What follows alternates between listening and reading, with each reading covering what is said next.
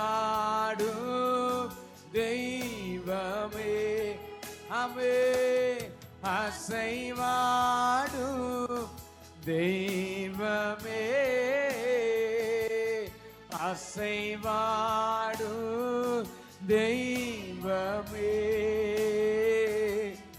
எங்கள் மேலே அசைவாடுமே. ஏக்கத்தோடு எங்கள் மேலே அசைவாடுமே. சொல்லுங்களே, எங்கள் மேலே, எங்கள் மேலே அசைவாடுமே. அப்பா எங்கள் மேலே அசைவாடுமே. செங்கடல் மீது அசைவாடினீ, எல்லா தடைகளை மாற்றினீரே. ஆமே செங்கடல் மீது அசைவாடினீ, எல்லா தடைகளை மாற்றினீரே. எங்கள் தடைகள் மேல் அசைவாடுமே, எங்கள் தடைகள் மேல் அசைவாடுமே. உரத்த சத்தத்தோடு அசைவாடு தெய்வமே, அசைவாடு தெய்வமே, அசைவாடு தெய்வமே, அசைவாடு.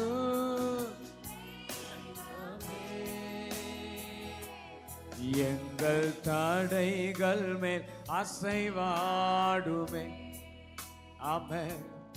எங்கள் தடைகள் மேல் அசைவாடுமே.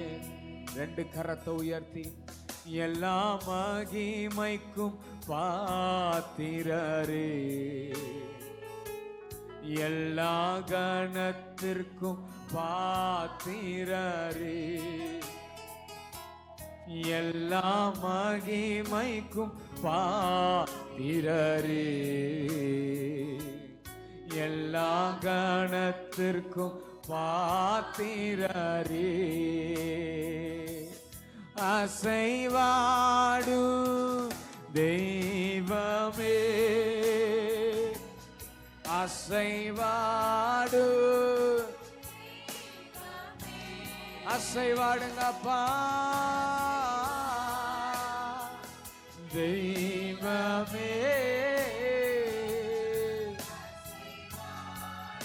ஆமே தெய்வமே. எங்கள் மேலே அசைவாடுமே. எங்கள் குடும்பத்தில் அசைவாடுமே. எங்கள் சபை தனிலே, எங்கள் சபையிலே அசைவாடுமே. எங்கள் தேசத்தில் அசைவாடுமே. ஆராதனை ஆராதனை ஆராதனை ஆராதனை ஆராதனை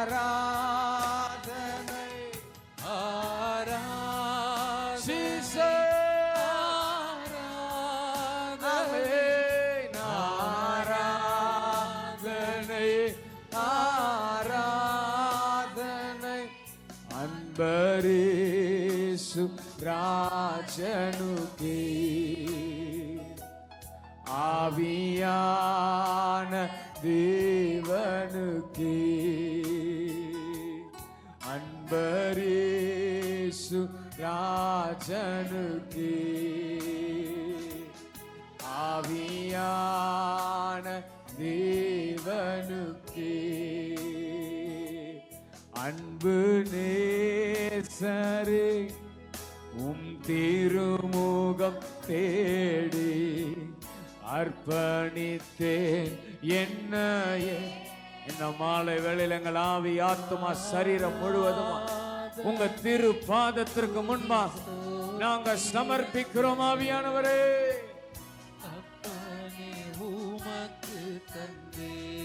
ஆமே ஆராதனை துதி ஸ்தோத்திரங்கள் அப்பனே உமக்கு தந்தே. ஆமே ஆராதனை ஆராதனை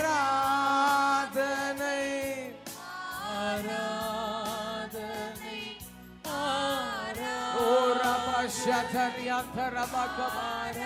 தேவ பிரசன்னம் இந்த மாலை வேளையில் எங்களை முழுவதுமாய் ஆளுகை செய்வதா நீரே உயர்ந்திருப்பீராகப்பா.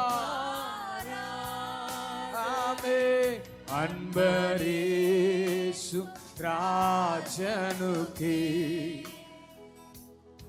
ஆவியான தேவனுக்கே அன்பரேசு ஓரபாஷே ஓரியாந்தனா கடியம் கோஷேதரஹலபா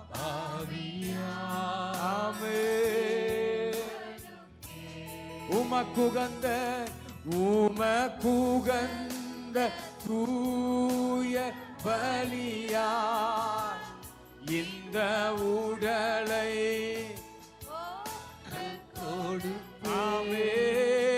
உமக்குகந்த தூய பலியாய் இந்த உடலை ஒப்பு கொடுத்தே ஆட்கொண்டு என்னை நடத்தும் அபிஷேகத்தாலே நிரப்பு ஆட்கொண்டு என்னை நடத்தும் அபிஷேகத்தாலே நிரப்பு ஆராதனை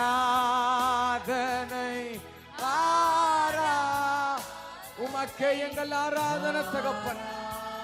எங்கள் ஆவி ஆத்துமா சரீரத்தை இந்த மாலை வேளையிலே நாங்கள் உம்முடைய திருப்பாதத்திற்கு முன்பாக கீழ்ப்படுத்துகிறோம். அந்த பலிபீடத்தின் அக்கினியாய் எங்களை தகனிக்கப்படுவதற்கு சமர்ப்பிக்கிறோம். ஆமே ஆமே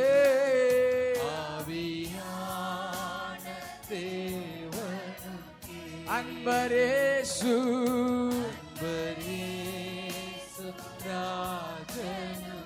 முழுமையான ஒரு அர்ப்பணிப்போடு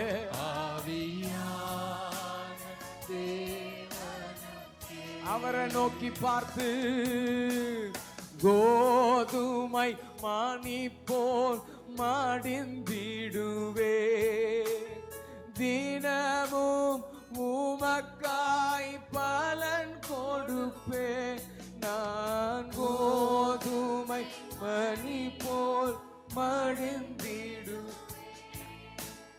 தினமும் உமக்காய் பலன் கொடுப்பே. அவமானம் நிந்தை சிலுவைதனை அவமானம் நிந்தை சிலுவைதனை அனுதினமுமக்காய் சுமக்கின்றே. நான் அனுதின உமக்காய் சுமக்கின்றே. உமக்காக தானே ஐயா நான் உயிர் வாழ்கிறே ஐயா. அப்பா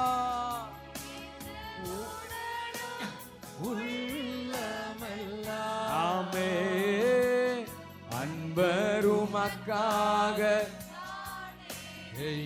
சொல்லுங்களேன். இந்த உடலும் உள்ளமெல்லாம் உடலும் உள்ளமெல்லாம்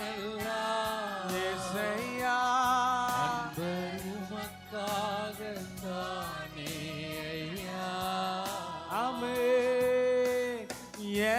எனது ஜீவனை மதிக்கவில்லை, ஒரு பொருட்டாய் நான் கணிக்கவில்லை.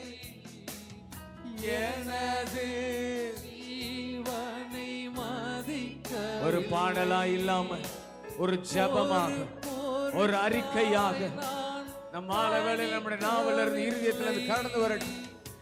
எல்லாருக்கும் நான் எல்லாமானே, எல்லாருக்கும் நான் எல்லாமானே, அனைவருக்கும் நான் அடிமையானே. அப்பா அனைவருக்கும் நான் அடிமையானே, உமக்காக தானே ஐயா நான் உயிர் வாழ்கிறேன் ஐயா, உமக்காக தானே ஐயா நான் உயிர் வாழ்கிறேன் ஐயா. இந்த உடலும் என் ஜீவன் உள்ள நாளெல்லாம் அப்பா என் ஆவி ஆத்துமா சரீரம் உமக்கு முன்பாக சுகந்த வாசனையாய் இருப்பது. உம்முடைய திரு சன்னிதானத்திற்கு முன்பாக நாங்கள் எங்களை சமர்ப்பிக்கிறோம். ஆமென்.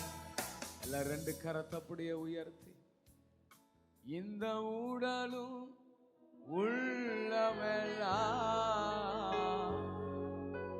அன்பர் உமக்காக ஆனே ஐயா, இந்த உடலும் உள்ளமெல்லாம்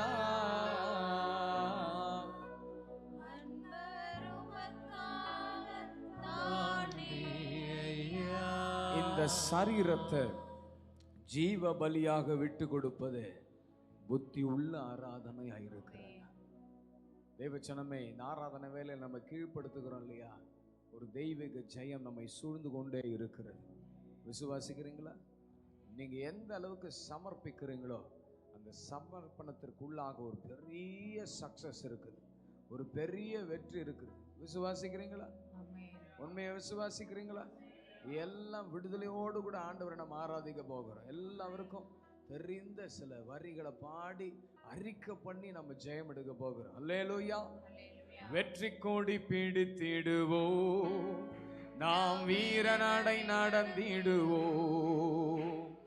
வெற்றி கொடி பிடித்திடுவோம், நாம் வீரநடை நடந்திடுவோம். சொல்லுங்க. வெற்றி கொடி பிடித்திடுவோம், நாம் வீரநடை நடந்திடுவோம். நாமே வெற்றி கொடி பிடித்திடுவோம், நாம் வீரநடை நடந்திடுவோம். ஆமே. வெள்ளம் போல சாத்தான் வந்தாலும் ஆமே நாவிதாமே கோடி பிடிப்பார். ஓ வெள்ளம் போல நீங்கள் அறிக்கையிட ஒரு ஆவின் அபிஷேகம் இந்த மாலை வேளையில் உங்களை ஆளுகை செய்யும். அஞ்சாதே என் மகனே, நீ அஞ்சாதே என் மகளே. ஆமென். அஞ்சாதே நீ அஞ்சாதே. ஆமென். வெற்றி கொடி பிடித்திடுவோம், நாம் வீரநடை நடந்திடுவோம். ஆமென். வெற்றி கொடி பிடித்திடுவோம், உற்சாகத்தோடு. ஆமென். 1000 தான் துன்பம் வந்தாலும் அணுகாது 1000 தான் துன்பம் வந்தாலும் ஆமென் அணுகாது. ஆமென். ஆவியின் பட்டயம் உண்டு. ஆமென். நம் அலகையை வென்று விட்டோம். ஆமென். ஆவியின் ஏசையா நம் அலகையை வென்று விட்டோம். வெற்றியோடு வெற்றி கோடி பிடித்திடுவோம். நாம் வீர நடை நடந்திடுவோம். ஆமென். வெற்றி கோடி பிடித்திடுவோம். நாம் வீர நடை நடந்திடுவோம். காடானாலும் மேடானாலும் ஆமென். கர்த்தருக்கு என்ன சூழல் வந்தாலும் அவரை பின்தொடர்கிறத நான் விடவே மாட்டேன். கலப்பையில் கை வைத்திட்டோம், நாம் திரும்பியே பார்க்க மாட்டோம். ஆமே. கலப்பையில் கை வைத்திட்டோம், நாம் திரும்பியே பார்க்க மாட்டோம். ஆமே. வெற்றி கோடி பிடித்திடுவோம். நாம் வீர நடை ஆமே. நாமே வெற்றி கோடி பிடித்திடுவோம். நாம் வீர நடை கோலியாத்தை முறியடிப்போம். இயேசுவே கோலியாத்தை அந்த நாமம் சொல்ல சொல்ல விசுவாச கேடயத்தால் நாம் பிசாசை ஆமே. விசுவாச கேடயத்தால் நாம் பிசாசை வென்றிடுவோம். வெற்றி கோடி பிடித்திடுவோம். ஆமே. நாம் வீர நடை நடந்திடுவோம். ஆமே. வெற்றி கோடி பிடித்திடுவோம். நாம் வீர நடை நடந்திடுவோம். ஓ ஜெயம் கொடுக்கும் தேவனுக்கு கோடி கோடி சோத்திரம். ஆமே. வாழ்வளிக்கும் இயேசு ராஜாவுக்கு வாழ்நாளெல்லாம் சோத்திரம். ஆமே. ஜெயம் கொடுக்கும் எங்கள் தேவனுக்கு கோடி கோடி சோத்திரம். இயேசையா வாழ்வளிக்கும் இயேசு ராஜாவுக்கு வாழ்நாளெல்லாம் சோத்திரம். ஆமென். அல்லேலூயா அல்லேலூயா பாடுவே, ஆனந்த துனியா உயர்த்துவே. ஆமென். அல்லேலூயா. ஜெயம் கொடுப்பவரே உயர்த்துவே. ஆமென். ஜெயம் கொடுக்கும் எங்கள் தேவனுக்கு கோடி கோடி சோத்திரம். ஆமென். வாழ்வளிக்கும் இயேசு ராஜாவுக்கு வாழ்நாளெல்லாம் சோத்திரம். நீதியின் கரத்தினார் என்னை தாங்கி நடத்துவார் என் தேவன். நீதியின் கரத்தினார் தாங்கியே நடத்துவார். கர்த்தரே என்பது எதற்குமே அஞ்சிலே. ஆமே. என் கர்த்தரே என்பது எதற்குமே அஞ்சிலே. ஜெயம் கொடுக்கும் எங்கள் தேவனுக்கு ஓ கோடி கோடி நன்றி இயேசையா. ஓ ஜீசஸ் வாழ்நாளெல்லாம் சோத்திரம். ஆமென். ஆமென். ஜெயம் கொடுக்கும் எங்கள் தேவனுக்கு ஓ கோடி கோடி.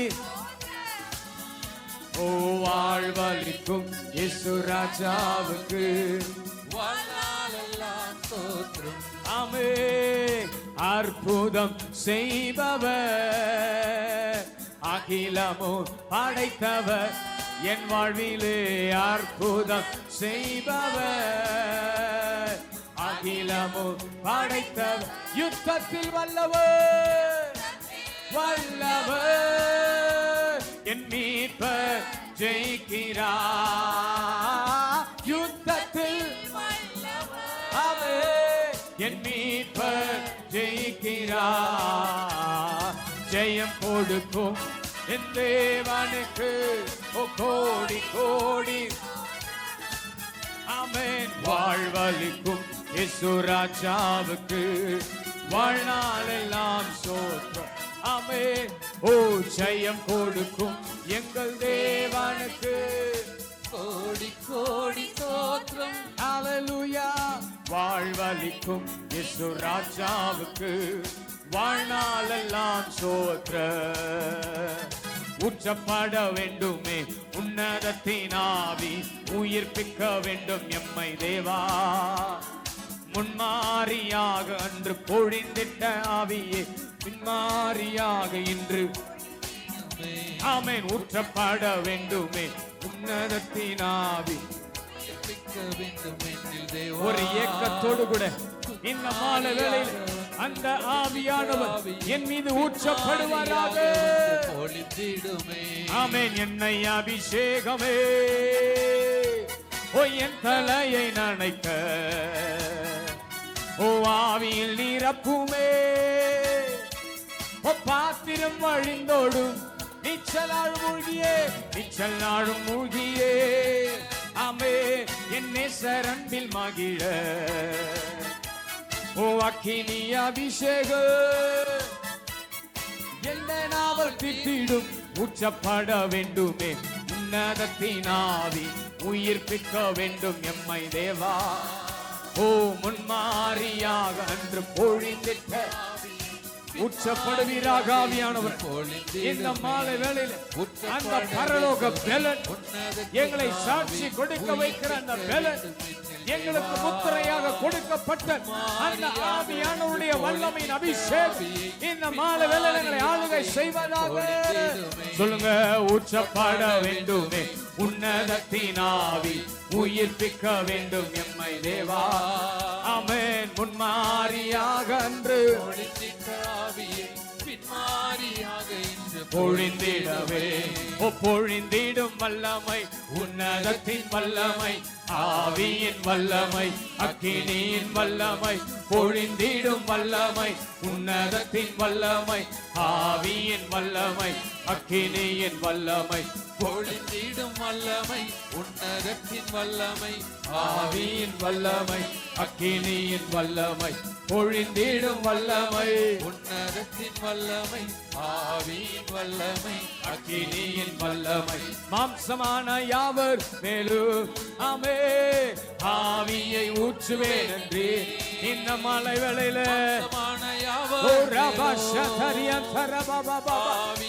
அந்த அபிஷேகம் இந்த வருடத்தின் ஆரம்பத்தில் உம்முடைய பிள்ளைகளை புதுப்பிக்கிற, உம்முடைய பிள்ளைகளை உயிர்ப்பிக்கிற அந்த அபிஷேகம் இந்த வருடம் முழுவதுமாக தரிசனத்தை ஏந்திக் கொண்டு தங்களுக்காய் கொடுக்கப்பட்டிருக்கிற அந்த சிலுவையை சுமந்து கொண்டு போவதற்கான அந்த பரலோக பலன் இந்த வேளையில இறங்கி வருவதாக.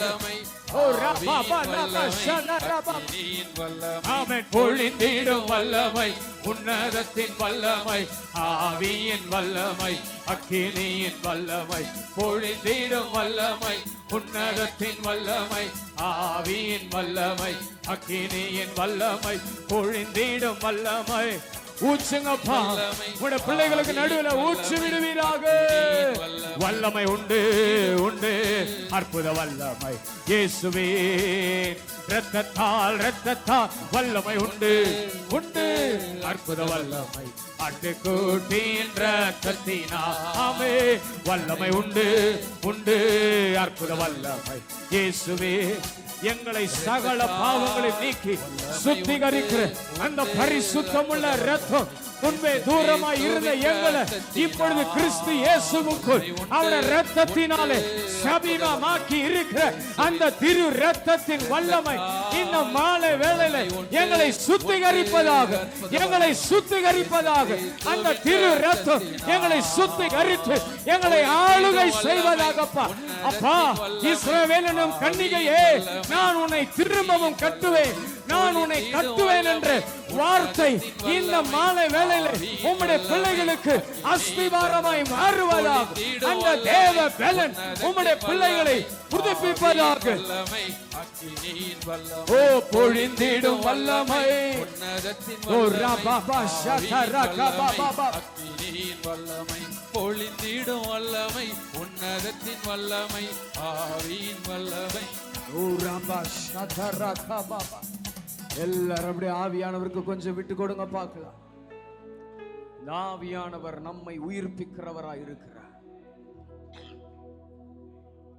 காலை வேளையில நாம் தியானித்தோம். இந்த ஜன்ம சுவாபங்கள் எல்லாம் இந்த ஆவியானவர் பட்சிக்கிறார், அவரை சுட்டரிக்கிறார்.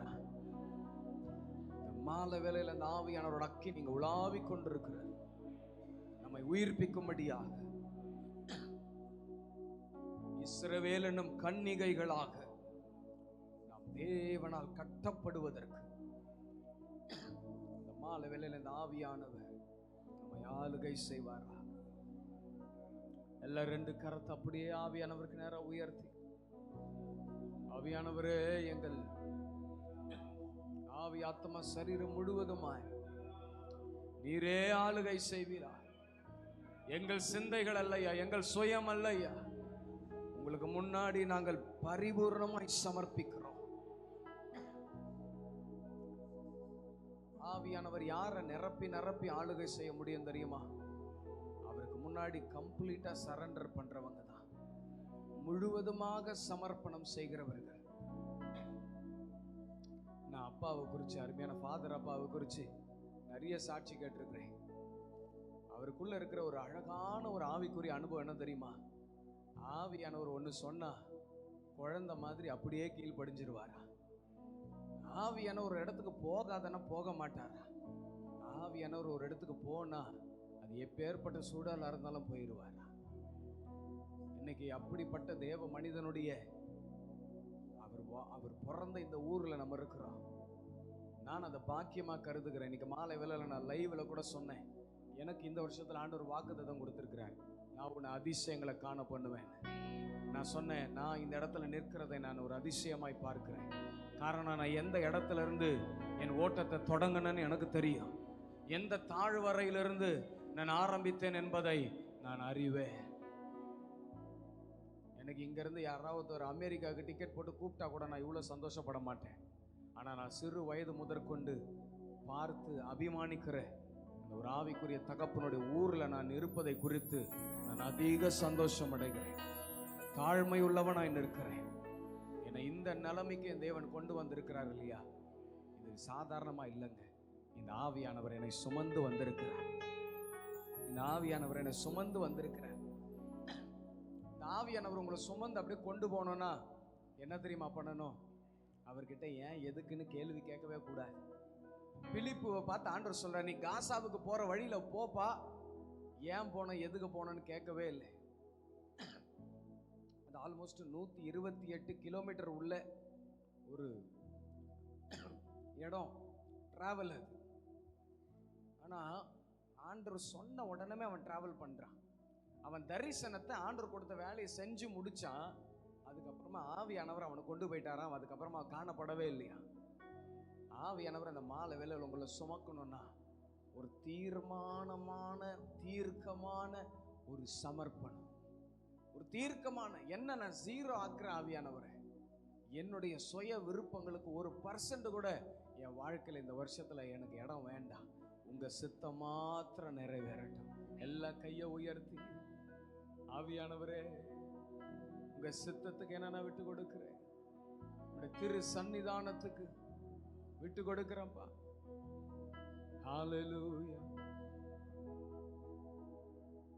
என் சித்தமல்ல உம் சித்தம் நாதா, தருகிறேன் உம் கையிலே.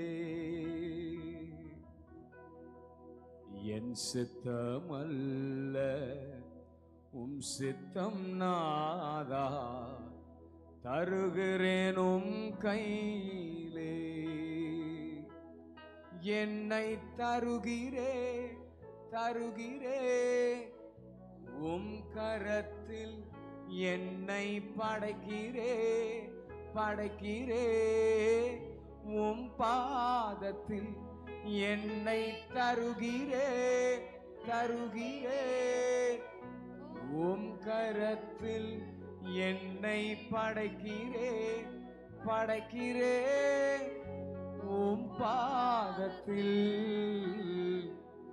உருவாக்குமே என்னை, உருவாக்குமே அப்பா, உருவாக்குமே என்னை, உருவாக்குமே.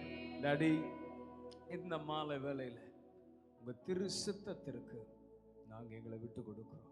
இந்த வருடம் முழுவதுமா மே யோர் டிவைன் பர்பஸ், உங்களுடைய திரு சித்தம் மாத்திரம், திட்டம் மாத்திரம் எங்களோட வாழ்க்கையில பிரத்யட்சமாய் வெளிப்படட்டும்.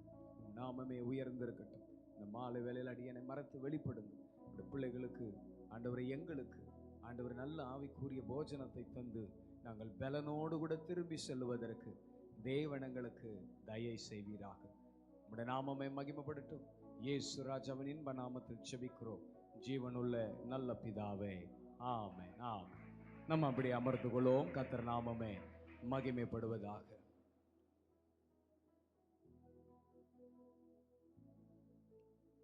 அல்லேலூயா. என்னுடைய இந்த ஆவிக்குரிய ஓட்டத்தில் என்னை நடத்தின தேவ ஊழியர்கள் நான் இதுவரைக்கும் கண்டு, நான் யார் யார் மூலமாலாம் ஆவியானவர் என்னை ஒரு மாதிரி உந்தி தள்ளுகிறாரோ அவர்களிடத்துலலாம் நான் கற்றுக்கொண்ட ஒரே ஒரு காரியம் என்ன தெரியுமா? ஆண்டவர் என்ன சொல்கிறாரோ அதன்படியே ஊழியம் செஞ்சால் இந்த ஊழியத்தில் ஆண்டவர் ஏராளமான கனிகளை பார்ப்பதற்கு அவர் கிருபை செய்வார். ஒரு ஆமென் சொல்லுவீங்களா? என் வாலிப வயது முதற்கொண்டு, என் சிறு வயது முதற்கொண்டு, வாலிப வயசுலையும் இப்பயும் வாலிபம் தான், 30 கிராஸ் ஆயிடுச்சு, 33 கிராஸ் ஆயிடுச்சு. இந்த ஓட்டத்தில் நான் அதிகமும் ஆவியானுடைய சன்னிதானத்தில் கற்றுக்கொண்டது, அவர் நில்லுனா நிற்கணும், அவர் ஓடுனா ஓடணும், அவர் உக்காருனா உக்காரணும். அல்லேலூயா. இந்த பிரின்சிபல், இந்த ஆவிக்குரிய ஃபார்முலா வாழ்க்கையில் இருக்கும்னா ஆண்டவர் தீர்க்கமாக ஒரு ஸ்டாண்டர்டான ஊழியக்காரனை வைப்பாருன்னு நான் தீர்க்கமாக நம்புகிறேன். அல்லேலூயா. எனக்கு முன்பாக ஓடி ஓட்டத்தை முடித்த பரிசுத்தவான்களும் அப்படியே ஓடி இருக்கிறாங்க. இப்போ நான் பார்த்துக்கிட்டு இருக்கிற நான் எனக்கு மென்டர்ஸாக, எனக்கு ஆவிக்குரிய தகப்பன்களாக நான் கருதுகிற, இன்க்ளூடிங் அப்பா ஃபாதர் பெர்க்மன்ஸ் முதற்கொண்டு, அவர்கள் ஆண்டவர் என்ன சொல்கிறாரோ அதன்படியே செய்கிறவர்கள். அல்லேலூயா. உங்கள் வாழ்க்கையில் நான் சொல்லுவேன், அவர் சொல்கிற பிரகாரம் செஞ்சிங்கன்னா அது பெரிய ஆசீர்வாதத்தை உங்களுக்கு கொடுக்கும். அதுதான் பரலோக திட்டத்தை உங்கள் வாழ்க்கையில் வெளியரங்கமாக்கும். அல்லேலூயா. நான் எதுவும் சும்மா இதை உங்களை என்கரேஜ் பண்ணுறதுக்கு சொல்லலை. இன்றைக்கி இந்த மாலை வேளையில் ஆண்டவர் நமக்கு வசனமாக கொடுத்திருக்கிற காரியமே இதுதான். உங்கள் வேதத்தை 40வது யாத்திரையாகவும் 40வது அதிகாரம் எடுத்தவங்க, யாத்திரையாகவும் 40வது அதிகாரம் 16வது வசனத்தை யாராவது ஒருவர் வாசிங்க. கர்த்தர் தனக்கு கற்பித்தபடியெல்லாம் மோசே செய்தான். அல்லேலூயா. ஆண்டவர் மோசேக்கு என்ன கற்பித்தாரோ மோசே என்ன பண்ணாரோ அதன்படியே செய்தார். இன்னொரு வசனத்தை நான் உங்களுக்கு காமிச்சு கொடுக்குறேன். ஆதியாகமத்துக்கு உங்கள் வேதத்தை திருப்பங்க பார்க்கலாம். ஆதியாகமும், if I'm not wrong, 7ஆம் அதிகாரம் 5வது வசனத்தை யாராவது ஒருவர் வாசிங்க. நோவா தனக்கு கர்த்தர் கட்டளையிட்டபடியெல்லாம் செய்தான். அல்லேலூயா. நோவா கர்த்தர் தனக்கு கட்டளையிட்டபடியே என்ன பண்ணாரா? மோசே என்ன பண்ணாரா? கர்த்தர் மோசேக்கு கற்பித்தபடியெல்லாம் செய்தார். அல்லேலூயா. இதுதாங்க பிரின்சிபல். நல்லா கவனிங்க. இந்த வருஷம் ஆண்டவர் உங்களுக்கு கொடுத்த வாக்குத்தத்த வார்த்தை என்ன? ஆண்டவர் என்ன பண்ணுவாரா? உங்களை மறுபடியும் கட்டுவார், நீங்கள் கட்டப்படுவீர்கள். நான் ஆண்டவர் அடியான் மூலமாக கொடுக்குற வார்த்தை எல்லாம் நீங்கள் இந்த வாக்குத்தத்த வார்த்தையை தீர்க்கமாக அனுபவிப்பதற்கு அவைகள் காரணமாக இருக்கும். நான் தீர்க்கமாக நம்புகிறேன். நான் வெறும் அப்படியே கர்த்தர் உங்களை கட்டிடுவார் அப்படின்னு ஒரு மாதிரி ஒரு ஆசீர்வாத வார்த்தையை தெளிச்சுட்டு போகிறதுக்காக வரல. அந்த வசனத்தின் சாரத்தை நீங்கள் ஆழமாக உட்கொள்ளுவதற்கு இந்த வார்த்தைகள் பிரயோஜனப்படும். அல்லேலூயா. காலையில் ஆண்டவர் நமக்கு என்ன சொன்னார்? நம்ம கன்னிகையாக என்ன பண்ணுவார்? இஸ்ரவேல் என்னும் கன்னிகையே, நான் உன்னை திரும்பவும் மறுபடியும் கட்டுவேன், நீ கட்டப்படுவாய். இந்த இஸ்ரவேல் கட்டப்படுவதற்கு ஏதுவான சூழலுக்குள்ள அமர்ந்தது, இடிக்கப்பட்டிருந்தது. நான் இடிக்கப்பட்டிருக்கிறேன், என் கன்னிகை தன்மையை நான் இழந்திருக்கிறேன், அந்த கன்னிகை தன்மையை கர்த்தர் திரும்பவும் புதுப்பிப்பதற்கு நம்முடைய வசனத்தை கொண்டு என்னை புடமிடுவார், அவருடைய அக்கினியை கொண்டு என்னை புடமிடுவார் என்று கால வேளையில நம்ம பார்த்தோம். இந்த வேளையில ஆண்டவர் நம்மை பார்த்து சொல்லுகிறார், நான் கட்டப்பட வேண்டும் என்றால் அவர் சொல்லுகிறபடியே நான் செய்யணும். அல்லேலூயா. ஆண்டவர் கட்டுகிறதுல ரொம்ப ஸ்பெஷலிஸ்டான ஆண்டவர். ஒரு ஆமென் சொல்லுவீங்களா? அவரை போல டிசைன் பண்ணவே முடியாது. அல்லேலூயா. ஆண்டவரை போல என்ன பண்ண முடியாதுங்க? டிசைன் பண்ணவே முடியாது. ஏன் கட்டுகிற காரியத்தில் அவர் சொல்றதை செய்யணும்னு விரும்புறாரு தெரியுமா? மோசே கர்த்தர் தனக்கு சொன்னபடியே என்ன பண்ணாராம்? நோவா கர்த்தர் தனக்கு சொன்னபடியே. இந்த ரெண்டு பேருக்கும் ஆண்டவர் ஒரு கட்டுகிற வேலையை கொடுத்தார். நோவாவுக்கு என்ன கொடுத்தாரு? பேழைய கட்ட சொன்னார். மோசேக்கு என்னத்தை செய்ய சொன்னார்? ஆசரிப்பு கூடாரத்தை கட்ட சொன்னார். ஆனால் இதில் ஏன் கட்டுகிற தேவனுக்கு நாம் அவர் சொல்கிறபடியே செய்கிறது முக்கியம்னா, ஆண்டவர் நோவா நீ பேழையை கட்டிடுப்பா அப்படின்னு என்ன பண்ணியிருக்கலாம்? அவனுக்கு ஒரு பெசலேலுக்கு கொடுத்தா மாதிரி ஒரு ஞானத்தை கொடுத்து என்ன பண்ணியிருக்கலாம்? கட்ட சொல்லிட்டு இருக்கலாம். ஆனால் ஆண்டவர் எப்படிப்பட்டவர் தெரியுமா? ரொம்ப ப்ரிசைஸ்டாக பர்டிகுலராக நீ என்ன மரத்தில் செய்யணும்? கொப்பேர் மரத்தில் தான் என்ன பண்ணணும்? செய்யணும். இந்த இடத்துல தான் ஜன்னல் இருக்கணும், இந்த இடத்துல தான் கதவு இருக்கணும், இந்த இடத்துல இத்தனை தட்டுகள் என்ன பண்ணணும், அந்த பேழைக்குள்ளே இருக்கணும் அப்படின்னு அவர் டிசைன் பிளான் அவர் கொடுக்குறார். அல்லேலூயா. உங்கள் பக்கத்தில் இருக்கும் கையை பிடிச்சி சொல்லுங்க, உங்கள் வாழ்க்கைக்கான ப்ளூ பிரிண்ட்டு ஆண்டவர் கையில் இருக்குது. நீங்கள் ஒரு புது ப்ளூ பிரிண்ட்டை ஸ்கெட்ச் பண்ணிங்கன்னா அது ஆண்டவர் சித்தமாய் இருக்காது. அல்லேலூயா. அவர் என்னை கட்ட வேண்டும் என்றால் நான் அவர் சொல்றபடியே செய்யணும். மோசேக்கு பாருங்க, இந்த நூலுல தான் இதை பண்ணணும், அந்த நூல் இந்த கலர்ல தான் இருக்கணும், இத்தனை அளவு இருக்கணும், இந்த இடத்துல இதை வைக்கணும், பலிபீடம் இதில் தான் செய்யணும், வெண்கல தொட்டி நீ வெண்கலத்தில் தான் என்ன பண்ணணும், அந்த திரை இருக்கணும், எல்லாம் பரிசுத்த ஸ்தலத்தையும் மகா பரிசுத்த ஸ்தலத்தையும் டிஃப்ரென்ஷியேட் பண்ணுறதுக்கு என்ன பண்ணணும்? திரைகளால் மூடணும். அதுவும் அந்த திரைக்குள்ளே என்ன இருக்கணும்? கேருபீன்களை நீ என்ன பண்ணணும்? தூப கலசம் இருக்கணும், அப்ப மேஜை இருக்கணும், குத்து விளக்கு இருக்கணும், அந்த குத்து விளக்குல இத்தனை காரியம் இருக்கணும், 7 குழாய்கள் இருக்கணும், அதுவும் இப்படி தான் இருக்கணும், உடன்படிக்கை பெட்டி இருக்கணும், அந்த உடன்படிக்கை பெட்டி இப்படி தான் இருக்கணும், அதுக்குண்டான போல் எல்லாம் காம்பவுண்ட் வரைக்கும் அவர் டிசைன் கொடுக்குறார். அல்லேலூயா. தேவச்சனமே நல்லா கவனிங்க. நாம் எல்லாம் தேவனுடைய ஆலயமாய், தேவனுடைய ஆலயம் பரிசுத்தமாக இருக்கிறது நீங்களே அந்த ஆலயம். இந்த ஆலயத்தை நான் கட்டணும்னா டிசைன் யார்கிட்ட இருந்து வாங்கணும்? ப்ளூ பிரிண்ட் யார்கிட்ட இருந்து வாங்கணும்? ஆண்டவர்கிட்ட இருந்து தான் வாங்கணும். எனக்கு சுய ஞானம் இருக்குது, நான் ஒரு புது ஸ்ட்ராட்டர்ஜி ப்ளே பண்ணுறேன் அப்படின்னு சொல்லிட்டு நான் எதை பண்ணாலும் இந்த ஓட்டத்தில் சக்ஸஸ் இருக்காது. அல்லேலூயா. அல்லேலூயா. நான் ஒரு வாலிப வயசுலேருந்து ரொம்ப அழகாக எனக்கு ஆவியானவர் காட்டி கொடுத்தது என்ன தெரியுமா? ஆண்டவர் ஒன்னே ஒன்று சொன்னார், பரிசுத்த ஆவியாகிய நான் இந்த ஊழியத்தை என்ன பண்ணுறேன்? ஏற்படுத்தி கொடுக்குறேன். அப்போது இந்த ஊழியத்தை செய்யும் பொழுது ஒரு காலம் உனக்கு ஒரு தெய்வீக ஞானம் இருக்குதுன்னு சொல்லிட்டு 1% கூட எதையும் என்ன பண்ணிராது. நான் என்ன சொல்கிறேனோ அதன் பிரகாரமே செய். நல்லா கவனிங்க, இந்த ஆவியானவர் தான் நமக்கு எஜமானனா இருக்கிறார். இந்த ஆவியானவர் என்ன சொல்றாரோ அதன்படி செஞ்சா இந்த ஓட்டம் எனக்கு சக்சஸ்ஃபுல்லா இருக்கும். எக்ஸ்ட்ராவா நான் எதை பண்ணாலும் அது ஒரு சிக்கல்ல தான் போய் என்ன பண்ணும் முடியும். ஒரு முறை நான் ஊழியத்தை அப்போதான் ஆரம்பிச்சு நான் வசிக்கிற என்னோட பட்டணத்தில் ஊழியம் பண்ணுறேன்.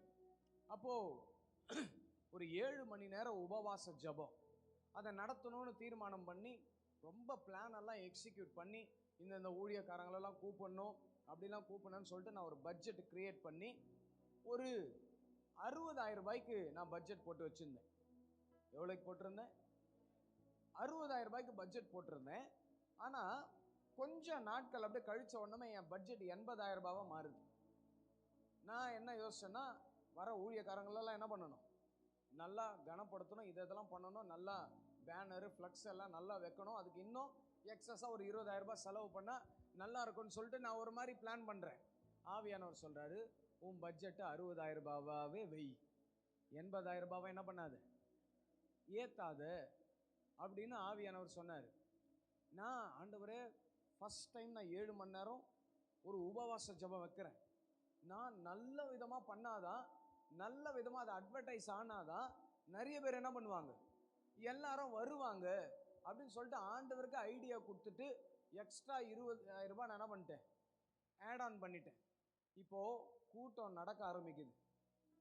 நான் ஒரு முறை ஆவியானவர் எனக்கு சொன்னார், கரெக்டாக அந்த கூட்டம் வரப்போது ஒரு வாரம் இருக்குது. ஆவியானவர் சொன்னார், நிறைய பேர் உன் மேலே பரிதாபப்பட்டு காணிக்க கொடுக்குறாங்க, அது எனக்கு கஷ்டமாக இருக்குது. நான் உன் எஜமான, நான் உன்னை போஷிப்பேன், யாரும் பரிதாபப்பட்டு உனக்கு காணிக்க கொடுக்குற மாதிரி நீ என்ன பண்ணாது, வாங்காத, அந்த மாதிரி ஒரு ரிலேஷன்ஷிப்பை நீ என்ன பண்ணாத, வச்சுக்காதுன்னு சொல்லும்பொழுது நான் ஒரு நாள் என் ஊழியத்தில் இருக்கிற பிள்ளைங்களெல்லாம் பீச்சுக்கு கூப்பிட்டு போயிட்டு உட்காந்து ஜாம் பண்ண வச்சேன். ஜாம் பண்ண வச்சு தீர்க்கமாக சொன்னேன், யாராவது ஜான் வெஸ்லி மேலே பரிதாபப்பட்டு காணிக்க கொடுப்பீங்கன்னா இன்னிலிருந்து கொடுக்காதீங்க, என் எஜமானன் பெரியவர், அவர் என்னை போஷிப்பார். நீங்கள் யாரும் பரிதாபப்பட்டு எனக்கு என்ன பண்ண வேண்டாம், காணிக்க கொடுக்க வேணான்னு வைராக்கியமாக ஒரு மெசேஜ் பிரசங்கம் பண்ண பாருங்க. ஒரு குறிப்பிட்ட ஆள் ஊழியத்தை விட்டு அடுத்த நாளே போயிட்டாங்க.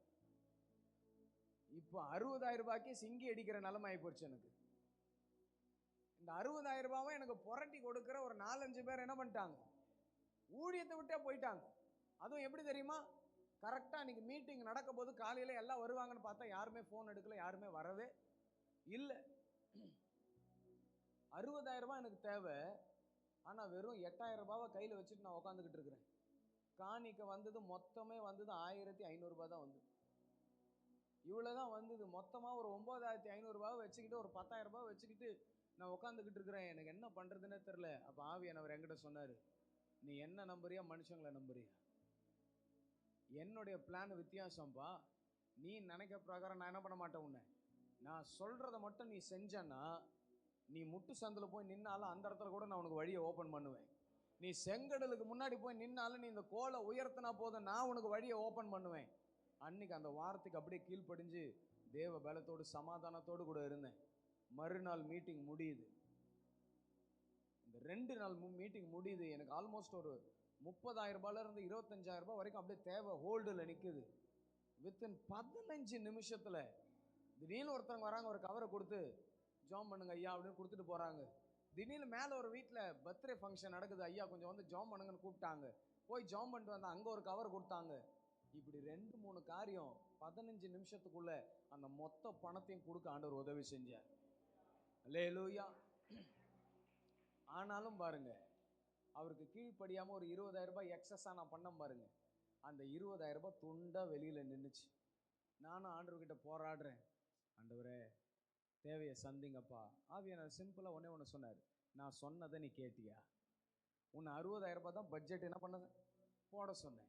நீ தான் என்ன பண்ண, எக்ஸஸாக ஒன்று பண்ணணுன்னு என்ன பண்ண செஞ்ச. இப்போ நீ சிக்கலில் கடனில் மாற்று. தேவச்சனமே நல்லா கவனிங்க. இந்த ஆவிக்குரிய ஓட்டத்தில் அவர் சொல்கிற பிரகாரமே செஞ்சால், நான் வெறும் தண்ணியை வச்சாலும் அது திராட்சை ரசமாக மாறிடும். அல்லேலூயா. அவர் சொல்கிற பிரகாரம் செஞ்சால் போதும், என் வாழ்க்கை அலங்காரமாக மாறிடும். அல்லேலூயா. இந்த ரூத் இருக்கிறாங்க தெரியுமா, ஆண்டவர் அப்படியே பிடிச்சிக்கிறாங்க. ஒரு அந்நிய ஸ்திரீ தான். நான் திரும்பி போகிறத குறித்து இனி என்கிட்ட என்ன பண்ண வேண்டாம், பேச வேண்டாம். உம்முடைய தேவன் என்னுடைய தேவன். அவரை கெட்டியாக பிடிச்சிக்கிட்டாங்க பாருங்க. அந்த தேவனை, அவருடைய திட்டத்தை அப்படியே பிடிச்சிக்கிட்டு, நோ அதர் காம்ப்ரமைஸ். நகோமி மூலமாக என்ன சொல்கிறாங்களோ அந்த அம்மா அப்படியே கீழ்ப்படியுது. இப்போது அந்த இடத்துக்கே ஒரு சுதந்திரவாளியாக மாறிடுறாங்க. ஐயா அம்மா, நான் இன்னைக்கு உங்களை பார்த்து சொல்கிறேன், அவர் சொல்கிற பிரகாரம் அப்படியே செஞ்சா ஆண்டவர் உங்களை சுதந்திரவாளிகளாக மாற்றி விடுவார். ஜெயம் பெற்ற பாத்திரங்களாக மாற்றி விடுவார். கர்த்தருடைய திட்டத்தை சுமக்கிற நாம் அனைவரும் அவருடைய சித்தத்தின்படி செஞ்சா அவருடைய பிரசன்ஸ் அங்க இருக்கும், அவருடைய டாமினன்ஸ் அங்க இருக்கும், அவருடைய வழிநடத்துதல் இருக்கும். கர்த்தர் சொல்ற பிரகாரம் செஞ்சா சாவியை அவர் கையில வச்சுப்பார்.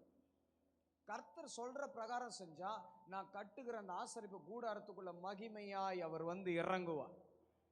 அல்லேலூயா. இந்த ஆலயத்தை அவர் சொல்ற பிரகாரமே நான் கட்டுனா இந்த சரீரத்துக்கு உகந்த சாவி யார்கிட்ட இருக்கும்? அவர்கிட்ட இருக்கும்.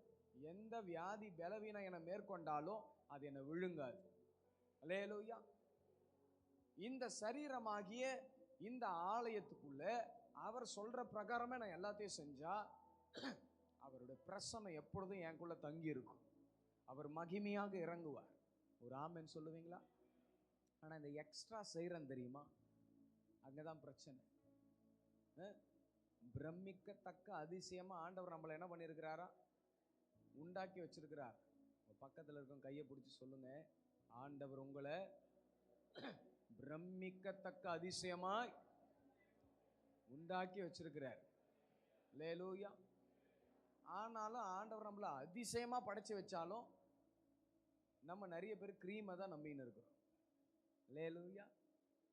என்னதான் அதிசயமா நம்மளை படைச்சு வச்சாலும் என்ன பண்றாங்க மனுஷங்க?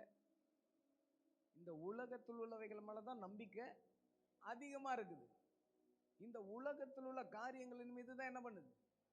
நம்பிக்கை பயங்கர அதிகமா இருக்கு. என் மனைவிக்கு வந்து பயங்கர ஒரு இன்ஃபீரியாரிட்டி காம்ப்ளெக்ஸ் இருக்கு. அவங்க கொஞ்சம் அந்த மாநிறம், ஆனா அவங்களுக்கு வந்து கொஞ்சம் கலர் ஏறணும்னு ஒரு ஆசை. அதனால என் மனைவி நான் திருமணத்துக்கு அவங்க கிட்ட அந்த ஒரு கவனன்ட்டுக்குள்ள வந்த உடனே, என்கேஜ்மெண்ட் ஆன உடனே ஒரு காரியத்தை அவங்க கிட்ட கண்டுபிடிச்சேன். என்னென்ன புதுசா அப்டேட்டடா என்னென்னலாம் சீரமு எது வருதோ இந்த சீரம்னு ஒன்று கல்யாணம் ஆன பிறகு தான் நான் தெரிஞ்சுக்கிட்டேனே. அது வரைக்கும் ஃபேர் அண்ட் லவ்லியை தவிர வேறு எதுவும் தெரியாது. அதுக்கப்புறமா தான் இந்த மாய்ஸ்சரைசரு, சன்ஸ்க்ரீனு என்னென்னமோ என் ஒய்ஃப் வந்து இது ஒவ்வொன்றையும் அப்படியே இது பண்ணுறாங்க. அப்போ நான் அவங்கள பார்த்து ஒன்று சொன்னேன், ஏம்மா நீ அழகாக தான் இருக்கிற, நீ மாநிறமாக இருந்தாலும் எப்படி இருக்கிற? அழகாக தான் இருக்கிற. நீ ஏன் அந்த நம்பிக்கை அந்த க்ரீம் மேலே வைக்கிற? இல்லை இதை போட்டால் அவங்களுக்கு பிம்பிள் வந்துக்கிட்டே இருக்கும். என்ன வந்துக்கிட்டு இருக்கும்? பிம்பிள் வந்துக்கிட்டே இருக்கும். நான் சொன்னேன், நீ ஆண்டவர் என்னை பிரமிக்கத்தக்க அதிசயமாக உருவாக்கி இருக்கிறாருன்னு அறிக்கை பண்ணி ஜெபம் பண்ண உன் முகம் பிரகாசமாயிடும். அல்லேலூயா. அது வரைக்கும் பிம்பிள்னு இருந்தாங்க. இந்த வாரத்துக்கு அவங்க கீழ்ப்படிஞ்சாங்க. இன்னைக்கு அவங்க முகம் பிரகாசமாக இருக்கு. இப்போ அதிகமாகலாம் க்ரீம்லாம் போடுறது இல்லை. அல்லேலூயா. நல்லா கவனி, க்ரீமு போடுறாங்க பொம்பளைங்க கிட்ட, அதை மாற்றவே முடியாது. ஆனால் இப்போ ஏதோ கடவுள் கிருபையில் என்ன பண்ணுறாங்க? குறைச்சிருக்கிறாங்க. அல்லேலூயா. ஐயம்மா நான் உங்களை பார்த்து சொல்கிறேன், அவர் என்ன சொல்கிறாரோ அதன்படியே செய்யும். எனக்கு ஆவியானவர் ஒரு வாலிபு பிள்ளையா இந்த ஆவியானவரோடு கூட இசைந்து ஓடுகிற அனுபவம் வந்தப்போ இந்த ஆவியானவர் எல்லாத்துலேயும் வந்து இன்டர்ஃபியர் பண்ணார். அவர் பேசுகிற சத்தத்தை கேட்கிற அனுபவத்தை, ஒரு பாக்கியத்தை ஆண்டவர் எனக்கு கொடுத்தார். நான் காலையில் எங்கன்னா கிளம்பணும் அப்படின்னு ஒரு ட்ரெஸ்ஸை நான் என்ன பண்ணுவேன், சூழலுக்கு ஏற்ற மாதிரி எடுப்பேன். இந்த இடத்துக்கு இந்த ட்ரெஸ்ஸை போடலாம்.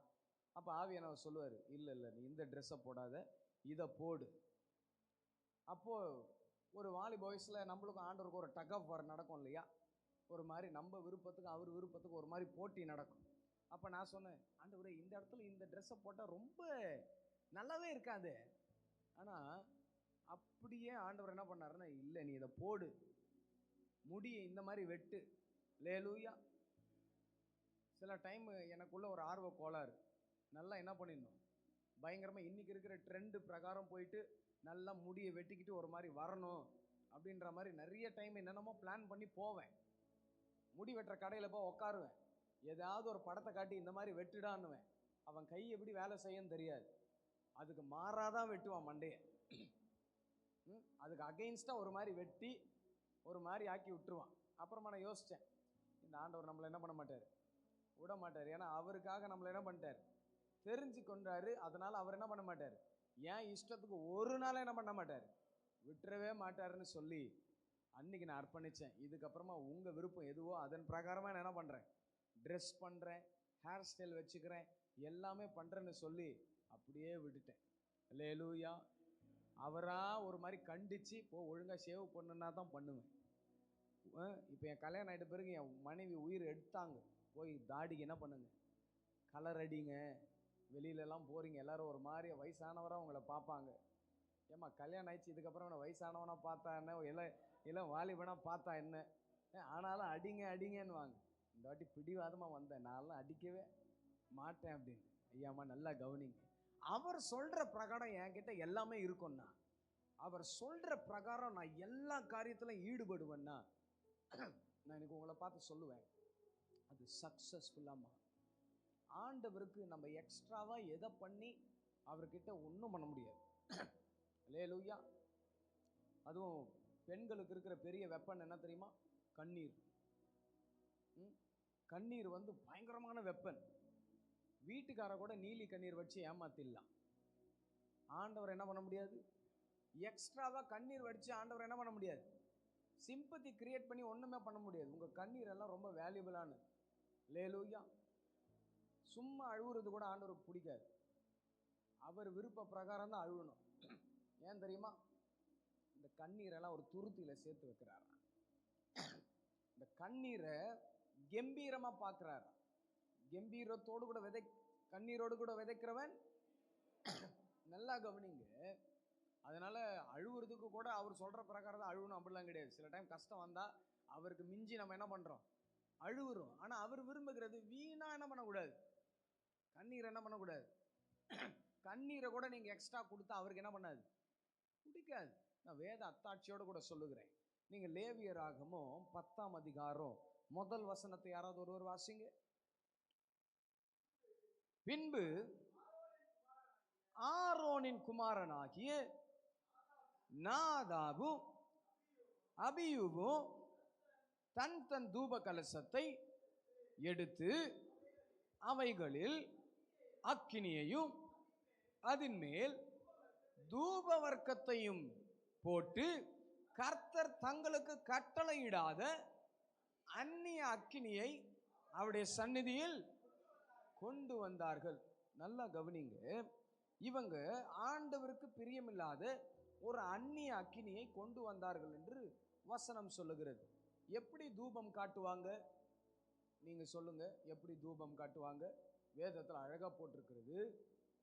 தூப கலசத்தை எடுத்து அவைகளின் மேல் அக்கினியையும் அதன் மேல் தூப வர்க்கத்தையும் போட்டு கர்த்தருக்கு தங்களிட அந்நிய அக்கினியை கொண்டு வந்தாங்களா. தூபம் காட்டுற ப்ராசஸை கரெக்டாக தானே பண்ணியிருக்கிறாங்க. உங்கள் முடிக்கெல்லாம் நீங்கள் எப்படி சாம்பிராணி போடுவீங்க? அதுக்குன்னு ஒரு பேன் இருக்கும், அதன் மேலே கறி நெருப்பை போட்டு அதன் மேலே அந்த சாம்பிராணியை, இப்போ என் பையனுக்கு சாம்பிராணி போடுறாங்க, அவனுக்கு தலைக்கு குளிப்பாட்டினா சாம்பிராணி போடுறாங்க, கேட்டால் அது ஹெல்த்தின்னு சொல்கிறாங்க. இப்போது சாம்பிராணி போடுறதுக்கு கூட கறி நெருப்பு மேலே அதை என்ன பண்ணுறாங்க, தூவுனவுன்னு அதுலேருந்து ஒரு புகை நல்லா வருது, அது நல்ல ஃப்ராக்ரன்ஸை கொடுக்குது. இதுதானே ப்ராசஸ். அப்போ ஏன் இதை ஆண்டவர் அந்நிய அக்கினியாக கருதுகிறாரு? விஷயம் என்னன்னா, ஆண்டவர் ஒரு பர்டிகுலர் டைமில் மட்டும்தான் தூபம் காட்டணும்னு சொல்லியிருக்கிறார். நீங்கள் யாத்திரையாகமும் 30வது அதிகாரம், யாத்திரையாகம் 30வது அதிகாரம் 5வது வசனத்தை யாராவது ஒருத்தர் வாசிங்க. இல்லை, 6வது வசனத்திலிருந்து வாசிங்க. சாட்சி பெட்டிக்கு முன் இருக்கும் திரைச்சீலைக்கும் நான் உன்னை சந்திக்கும் இடமாகிய சாட்சி சந்நிதியின் மேலுள்ள கிருபாசனத்துக்கு முன்பாக அதை, இது அதிகாரம் ஃபுல்லாக வாசிங்கன்னா உங்களுக்கு புரிஞ்சிடும் எதை வைக்க சொல்றாருன்னு. தூப பீடத்தை ஆண்டவர் என்ன பண்றாரு, வைக்க சொல்றாரு. அந்த இடத்துல தூப பீடத்தை வச்சுட்டு எப்பெல்லாம் தூபம் காட்டணும்னு ஆண்டவர் சொல்றாரு பாருங்க. ஆரோன் காலைதோறும் அதன் மேல் சுகந்த தூபம் காட்ட வேண்டும், மாலையில் விளக்கேற்றும் போதும் அதன் மேல் தூபம் காட்ட கடவன், விளக்குகளை விளக்கும் போதும் அதன் மேல். 3 முறை ஆண்டவர் தூபம் காட்ட சொல்றாருங்க. எப்போ? காலைதோறும் அதன் மேல் என்ன பண்ணணுமா, மாலையில விளக்கேற்றும் போது அப்புறமா அதன் மேல் தூபம் காட்ட கடவன். விளக்குகளை விளக்கும் போது என்ன பண்ணணும்? அதன் மேல என்ன பண்ணணுமா? தூபம் காட்டணுமா? உங்கள் தலைமுறை தோறும் கர்த்தருடைய சந்நிதியில் நீங்கள் காட்ட வேண்டிய நித்திய தூபம். நல்லா கவனிங்க, 3 முறை ஆண்டவர் தூபம் காட்ட சொல்றாரு. இன்ன டே. காலையில என்ன பண்ணணுமா? தூபம் காட்டணும். மாலையில விளக்கு ஏற்றும் போது என்ன பண்ணணும்? தூபம் காட்டணும். விளக்குகளை விளக்கி வைக்கும் போது என்ன பண்ணணும்? கிளீனிங் ப்ராசஸ் நடக்கும் போது என்ன பண்ணணும்? தூபம் காட்டணும். ஆனா இப்ப இந்த நாதாபும் அபியூவும் என்ன பண்றாங்கன்னா, 9வது சாப்டர் ஃபுல்லா வாசிப்பீங்கன்னா அந்த இடத்துல ஒரு சாக்ரிஃபிஷியல் செரிமனி ஒன்று நடக்குது. வருஷத்துல ஒரு முறை சபையோர் தங்களை புதுப்பிக்கும்படியாக, அவர்களை சுத்திகரிக்கும்படியாக ஒரு பாவ நிவர்த்திக்கான ஒரு பலி செலுத்துகிற ஒரு காரியம் நடக்கும். இப்போ ஆரோனும் அவனுடைய பிள்ளைகள் எல்லாரும் சேர்ந்து இஸ்ரவேல் ஜனங்களுடைய பாவ நிவர்த்திக்காக எல்லாம் பலி செலுத்துவாங்க. அப்போ அந்த ஆசரிப்பு கூடாரத்தில் உள்ள சகல பனிமுட்டுகளையும் சுத்திகரிக்கும்படியாகவும் என்ன பண்ணுவாங்க? சில பலிகளை செலுத்துவாங்க. அந்த ரத்தத்தை தங்களுடைய விரலின் நுனியில தொட்டு ஆரோன் என்ன பண்ணுவாரு? அதனுடைய எல்லா முக்குகளிலும் என்ன பண்ணுவாரு? தடவுவாரு. அப்படி ஒரு சாக்ரிஃபிஷியல் ப்ராசஸ் ஒன்று நடக்கும். இப்போ இந்த பலி செலுத்துகிற காரியம் முடிஞ்ச உடனே இப்போ இவங்களுக்குள்ள ஒரு என்ன ஆச்சு? ஒரு உற்சாகம் மாதிரி வந்துருச்சு. இப்போ இவங்க என்ன பண்றாங்க? ஆண்டவருக்கு இவ்வளோ பலியை செலுத்தணுமே, இப்போ எக்ஸ்ட்ராவா ஒரு காரியத்தை போய் பண்ணுவேன்னு என்ன பண்ணாங்க? பலியை செலுத்தினாங்க. ஆண்டவர் என்ன பண்ணிட்டார்? அவங்கள சுத்தரித்து போட்டார். அல்லேலூயா. வசனம் சொல்லுகிறது, அப்பொழுது அக்கினி கர்த்தருடைய சந்நிதியிலிருந்து புறப்பட்டு அவர்களை பட்சித்தது. அவர்கள் கர்த்தருடைய சந்நிதியில். அல்லேலூயா. உங்க பக்கத்தில் இருக்கும் கையை பிடிச்சி சொல்லுங்க, அவர் சொல்றபடியே செய்யுங்க, எக்ஸ்ட்ராவா எதுவும் பண்ணாதீங்க. அப்படி பண்ணீங்கன்னா அவர் போட்டு தள்ளிடுவார். அல்லேலூயா, அல்லேலூயா. நல்லா கவனிங்க. நிறைய டைம் ஆண்டவருக்கே நம்ம எக்ஸ்ட்ரா பண்ணணும்னு நினைக்கிறோம். ஆண்டவரையே நிறைய போட்டு ஒரு மாதிரி அவரை ப்ளீஸ் பண்ணிடணும்னு நினைக்கிறோம். என்கிட்ட ஒரு காரியம் இருந்துச்சு.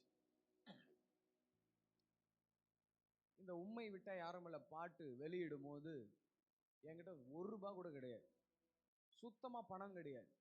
ஆண்டவர் 1 வருஷமா என்கிட்ட பேசுறார், நீ பாட்டு பண்றதுக்கு ஒன்னு என்ன பண்ணு, ஆயத்தப்படுத்து. அப்ப நான் ஆண்டவர்கிட்ட சொல்றேன், என்கிட்ட ₹1 கூட இல்லை, நான் என்னத்தை ஆயத்தப்படுத்துறது சொல்லுங்க. ஆண்டவர் சொல்றாரு, நீ ஆயத்தப்படுத்த, நான் என்ன பண்றேன்? உனக்கு தரேன்.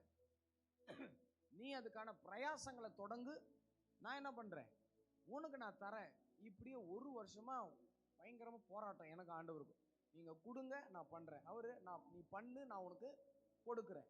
இப்படியே ஓடிக்கிட்டு இருக்குது. ஒரு கட்டத்துக்கு மேல நான் ஆண்டவர்கிட்ட சொன்னேன், ஆண்டவரே இவ்வளவு காலம் நான் காத்திருந்திருக்கிறேன், எனக்கு எவ்வளோ வாய்ப்புகள் எல்லாம் கிடைச்சது, ஆனா உங்க சித்தத்துக்காக நான் வெயிட் பண்ணி காத்திருந்திருக்கிறேன். எனக்கு நீங்க என்ன பண்ணுங்க, நான் பெஸ்ட்டை உங்களுக்கு கொடுக்கணும்னு நினைக்கிறேன். நான் என்ன பண்றேன்? ஒரு பெஸ்டான மியூசிக், இத்தனை நாள் வெயிட் பண்ணதுக்கு நான் பெஸ்ட்டாக கொடுத்தாதான் அது எனக்கு சந்தோஷமா இருக்கும். நானும் நிறைய என்ன பண்ணுவேன்? நிறைய பேருக்கு சென்றடைவதற்கு அது காரணமா இருக்கும். அப்போ ஆவியானவர் என்கிட்ட சொன்னார், எனக்கு பெஸ்ட்டை பண்ணணும்னு நினைக்கிறே, முதல்ல அது என் லிஸ்ட்ல இருக்கான்னு நீ தெரிஞ்சுக்கிறியா? நான் சொல்றபடி நீ என்ன பண்ணு, செய்ய. நீ எனக்கு பெஸ்ட்டை கொடுக்கணும் நீ நினைக்காத, நீ எனக்கு கீழ்படுகிற தெரியுமா, அதுதான் நீ எனக்கு கொடுக்குற பெஸ்ட். நான் சொல்றபடி அப்படியே செய்யற தெரியுமா, அதுதான் நீ எனக்கு கொடுக்குற பெஸ்டான ஒரு ஆராதனை. அல்லேலூயா. சில டைம் ஆண்டவர் சொல்லி சொல்லி நான் ரொம்ப தாமதமா கீழ்ப்படிவேன். ஆண்டவர் என்னை பார்த்து பேசினார், தாமதமா கீழ்ப்படிறதுக்கு பேர் கீழ்ப்படிதல் இல்லப்பா, அது கீழ்ப்படியாம நீ தாமதமா எனக்கு ஒரு காரியத்தை செஞ்சு அதுல என்ன பிரயோஜனம்? நீ எனக்கு பெஸ்ட்டை செய்யணும்னு சொல்லிட்டு நீ ஒவ்வொரு காரியத்தை தாமதமா பண்றியே, நான் சொன்ன உடனே செஞ்சேன்னா அது உனக்கு ஆசீர்வாதமா இருக்கும். நான் சொன்ன உடனே அப்படியே மூவ் பண்ணு. மோசே ஆண்டவரை பார்த்து முறையிட்டு இருக்கிறாரு. ஆண்டவர் சொல்றாரு, மோசே நீ என்னிடத்துல முறையிடுகிறது என்ன? உன் கோலை எடுத்து நீட்டு. அல்லேலூயா. எனக்கு தரிசனத்தை கொடுத்துட்டாருன்னா, எனக்கு பரலோக திட்டத்தை கொடுத்துட்டாருன்னா, என்கிட்ட ஒண்ணுமே இல்லைனாலும் நான் அப்படியே முன்னாடி போயிட்டே இருக்கும். அவர் சொல்றபடியே என்ன பண்ணணும்? செய்யணும். அவர் சொல்றபடி அப்படியே செஞ்சா அற்புதம் நடக்கும், அடையாளம் நடக்கும். என் வாழ்க்கையில் நான் அதை இன்று வரையிலும் அனுபவித்து கொண்டே இருக்கிறேன். அவர் சொல்கிற பிரகாரம் அப்படியே கீழ்ப்படுகிறேன். நான் அதிசயங்களை காணுகிறேன். அல்லேலூயா.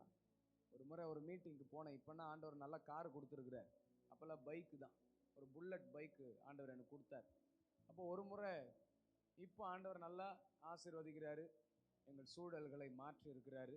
நேற்று கூட என் மனைவி டிசம்பர் மாதத்தினுடைய செலவு அப்படியே டைப் பண்ணி அமிச்சாங்க. டிசம்பர் மாதத்துலேருந்து உருப்படியாக ஆண்டவர் ஒரு ஞானம் கொடுத்து என்ன செலவுலாம் எழுத ஆரம்பித்தோம். அது வரைக்கும் எழுதவே இல்லை. இதுக்கு தான் கல்யாணம் பண்ணோன்றது. கல்யாணம் பண்ணோடனே ஆண்டவர் அழகாக ஒரு மனைவியை கொடுத்து எல்லாத்தையும் எழுதுங்க அப்படின்னு எழுத வச்சு இப்போது செலவு பார்த்தா ஆல்மோஸ்ட்டு 2,39,000 செலவாயிருக்கு டிசம்பர் மாதம் மட்டும். நான் எந்த சர்ச்சையும் என்ன பண்ணல, பெருசாக நடத்தலை. இப்படியே ஓடிக்கிட்டே இருக்கிறேன் ஊழியத்துக்கு. ஆண்டவர் எங்களை என்ன பண்ணுறார், எல்லைகள் அப்படியே விஸ்தாரமாக்குறார். இப்போது ஒரு முறை ஒரு ட்ரையான டைம் தான். எங்கன்னா மீட்டிங்க்கு போனால் தான் எனக்கு கையில் காசே கிடைக்கும். அப்போ என் கையில் ஒரு 500 ரூபாய் தான் இருக்குது. ஒரு மீட்டிங்க்கு நான் சென்னையிலேருந்து ஆல்மோஸ்ட் 128 கிலோமீட்டர், செங்கல்பட்டுன்ற மாவட்டம், அதுக்குள்ளே ஒரு குக்கிராமம் உள்ளே நான் போனோம். அப்போது என்கிட்ட 500 ரூபாய் தான் இருக்குது. 300 ரூபாய்க்கு பெட்ரோல் போட்டுட்டேன். 300 ரூபாய்க்கு பெட்ரோல் போட்டுட்டு அதுக்கப்புறமா ஒரு 200 ரூபாய் கையில் வச்சுக்கிட்டேன். காணிக்கு போடணும் இல்லையா. இதில் ஒரு 100 ரூபாவை 2 50 ரூபாவை பிரித்து வச்சுக்கிட்டேன். ஒரு சர்வீஸ்க்கும் 50 ரூபாய் காணிக்கு போனேன். ஏன்னா 2 சர்வீஸ் பிரசங்கம் பண்ண போகிறேன். இப்போ இந்த டைமில் அந்த 100 ரூபாவை அந்த வேலை செலவுக்கு, டீ குடிக்கிறதுக்கு, வாட்டர் பாட்டிலாம் வாங்குறதுக்கு, ஏன்னா ஆல்மோஸ்ட் 128 கிலோமீட்டர்னால் ஆல்மோஸ்ட் ஒரு 2.5 மணி நேரம் 2 மணி நேரம் ஆகிடும் பைக்கில் போகிறதுனால. அப்போது அந்த வேலை டீ குடித்தேன், வாட்டர் பாட்டில் வாங்கினேன், எல்லாம் ஓகே ஆயிடுச்சு. சர்ச்சுக்கு போயிட்டேன். ஆண்டவர் நல்லா எடுத்து பயன்படுத்தினார். ஒரு இடத்துல என்னை தங்க வச்சாங்க. மறுநாள் காலையிலையும் ஆண்டவரோட வார்த்தையை பிரசங்கித்தேன். காலையில் எனக்குள்ளே இருக்கிற நம்பிக்கையெல்லாம் இப்போது சர்வீஸ் முடிஞ்சோடனே எனக்கு என்ன பண்ணுவாங்க, காணிக்கை கொடுப்பாங்க. அதை வச்சு நான் என்ன பண்ணலாம், பெட்ரோல் போட்டு போயிடலாம். ஏன்னா 300 ரூபாய்க்கு தான் நான் என்ன பண்ணியிருக்கேன், போட்டிருக்கிறேன். கொஞ்சம் நஞ்சம் வண்டியிலே கொஞ்சம் இருக்கும். இப்போ கரெக்டாக நான் பிரசங்கம் பண்ணி உக்காடுறேன். ஆண்டோட வார்த்தை என்னை நோக்கி வருது, வாங்குகிற காணிக்கை காசு அப்படியே அந்த ஊழியக்காரர்கிட்டே கொடுத்துட்டு போயிடு. வாங்குகிற காணிக்கை காசை அந்த ஊழியக்காரர்கிட்டே கொடுத்துட்டு போயிரு, உன்னை காட்டிலும் அவருக்கு பெரிய தேவை இருக்குது. நான் சொன்னேன், வண்டியில் பெட்ரோல் இல்லை, என்ன தவிர என்ன காட்டிலும் என்ன அவருக்கு பெரிய தேவை இருக்க போகுது. ஆண்டவரே, வண்டி பெட்ரோல் இருந்தால் தான் என்ன பண்ணும், ஓடும். நான் ஆண்டவர்கிட்ட வாதாடிக்கிட்டு இருக்கிறேன். பாஸ்டராங்க பண்ண பிரசங்கத்தை வச்சு அவர் ஒரு சின்ன பிரசங்கம் பண்ணி எக்ஸாட்டேஷன் கொடுத்துக்கிட்டு இருக்கிறார். நான் இங்கே உட்காந்து போராடிக்கிட்டு இருக்கிறேன். கவர் கொடுத்த பிறகு ஒரு 200 ரூபாவாவது எடுத்துக்கிட்டு நான் என்ன பண்ணிடுறேன், கவரை திருப்பியும் கொடுத்துட்றேன். ஆவியானவர் சொல்கிறாரு, நீ என்னை நம்புறியா இல்லையா? என்னை நம்புறேன்னா நீ அப்படியே என்ன பண்ணு, கொடுத்துட்டு போ. அவரை ஜெயிக்க முடியுமா? அவர் நம்முடைய எஜமானர். அப்படியே அந்த வாரத்துக்கு முன்னாடி தாழ்மைப்பட்டு, நீங்கள் என்னை என்ன பண்ண மாட்டீங்க, திக்கற்றவனா விட மாட்டீங்க ஆண்டவரை, நான் அப்படியே கொடுத்துட்டு போகிறேன்னு வாங்கின காணிக்க காசை தரக்க கூட இல்லை. அப்படியே அந்த பாஸ்டர்கிட்ட பாஸ்டர் அம்மா கிட்டே கொடுத்தேன். அவங்க இல்லையா நீங்கள் கண்டிப்பாக வாங்கிக்குங்க, எங்கள் கிராமத்துக்கெல்லாம் எந்த ஊழியக்காரங்களும் கூப்பிட்டு அவங்க வரவே இல்லை, நீங்கள் தான் எவ்வளோ காணிக்க காசு கொடுப்போம், எவ்வளோ பேர் வருவாங்க, எதையுமே கேட்கல, நீங்கள் வந்தீங்க, நீங்கள் தயவு செஞ்சு வாங்கிக்கோங்க அப்படின்னாங்க. நான் சொன்னேன், ஆண்டவர் எனக்கு சொல்கிற வார்த்தைக்கு நான் என்ன பண்ணணும், அப்படியே கீழ்ப்படினேன், தயவு செஞ்சு வாங்கிக்கோங்கன்னு சொல்லி அவங்க கையில் அப்படியே ஜாம் பண்ணி கொடுத்துட்டு, அவங்களுக்கு இன்றைக்கி வரைக்கும் தெரியாது என் வண்டியில் பெட்ரோல் இருக்காது. வண்டியை ஸ்டார்ட் பண்ணும்போது ஜபத்தோடு ஸ்டார்ட் பண்ண, ஆண்டவரை புல்லட்டு பைக்கு மிஞ்சி போனால் 30 28 தான் என்ன பண்ணும் மைலேஜ் கொடுக்கும். நான் ஆல்ரெடி 120 கிட்ட 300 ரூபாய்க்கு பெட்ரோல் போட்டால் 3 லிட்டர் தான், 3 லிட்டருக்கு கம்மியாக தான் வரும்னு நினைக்கிறேன் பாயிண்ட் பிரகாரம் பார்த்தா. இப்போ ஆண்டவரே, இப்போ போகிற வழியில் எங்கன்னா நின்றுச்சுன்னா புல்லட் பைக்கை என்னால் தள்ளின்னு கூட என்ன பண்ண முடியாது. ஜாம் பண்ண, ஆண்டவர் எங்கேயுமே நிற்கக்கூடாது. நீங்கள் நம்ப மாட்டீங்க, அந்த 300 ரூபாய்க்கு பெட்ரோல் போட்டு ஆல்மோஸ்ட்டு 240 கிலோமீட்டர் நான் வண்டியை ஓட்டினேன். லேலூயா, ஒரு ஆமீன் சொல்ல மாட்டீங்களா? அவர் சொல்கிற பிரகாரம் அப்படியே கீழ்ப்படிஞ்சிங்கன்னா, அவர் சொல்கிற பிரகாரம் அப்படியே செய்வீங்கன்னா, உங்கள் வாழ்க்கையில் இயற்கைக்கு அப்பாற்பட்ட விதமாக அவர் உங்களை கட்டுவார். லேலூயா. இப்போ இப்படி நிறைய காரியங்கள் நான் சொல்லிட்டே போகலாம். நான் சவுதி அரேபியாவில் இருந்தேன். போன வருஷத்தில் பாதி ஏப்ரல் மாதம் வரைக்கும் அங்கே தான் இருந்தேன். வந்த உடனே எனக்கு கார் வாங்கணும் ஆண்டவர் ஒரு உந்துதலை கொடுக்குறார். ஏன்னா எனக்கு தெரிஞ்ச ஒரு ஊழியக்காரரை ஆண்டவர் கார் வாங்க சொல்லிக்கிட்டே இருந்தார். நானும் ஜெபம் பண்ணி கீ செயின்லாம் வாங்கி கொடுத்தேன். அவர் என்ன பண்ணாருன்னா டியூ கட்டணுமே மாதம் மாதம், நான் எங்கேருந்து வாங்குறதுன்னு தள்ளி போட்டுக்கிட்டே இருந்தார். ஆண்டவர் பார்த்தார், நீ எனக்கு கீழ்ப்படியிலையா. கணவனை மனைவியும் ஊழியத்துக்கு போனாங்க. ஒரு காரக்காரன் லைட்டாக தான் பின்னாடி தள்ளினான், பொத்துன்னு கீழே விழுந்தாங்க. ஆண்டவர் இந்த எல்போவே உடச்சிட்டார். எனக்கு இதை பார்த்தோன்னே எனக்கு பக்குன்னு ஆயிடுச்சு. என் கையை உடைக்கிறதுக்கு முன்னாடி நான் என்ன பண்ணுறேன், காரை வாங்கிடுறேன். எனக்கு தெரிஞ்ச இன்னொரு ஊழியக்காரர் கன்னியாகுமரியில் இருக்கிறார். அவர் ஆண்டவர் பர்மிஷனே இல்லாமல் இருந்த கார் என்ன பண்ணார், வித்துட்டு பைக்கில் போயிட்டு இருந்தார். அவரும் கீழே விழுந்து கை உடஞ்சி போச்சு. இது ரெண்டுமே எனக்கு ஒரு பாடமாக இருந்தது. நான் யோசித்தேன், கையில் ஒன்றுமே இல்லைனாலும் பரவாயில்ல, என்ன பண்ணிடணும், காரை எப்படியாவது என்ன பண்ணிடணும், வாங்கிடணும்னு சொல்லி ஒரு பிரயாசம் பண்ணுறேன்.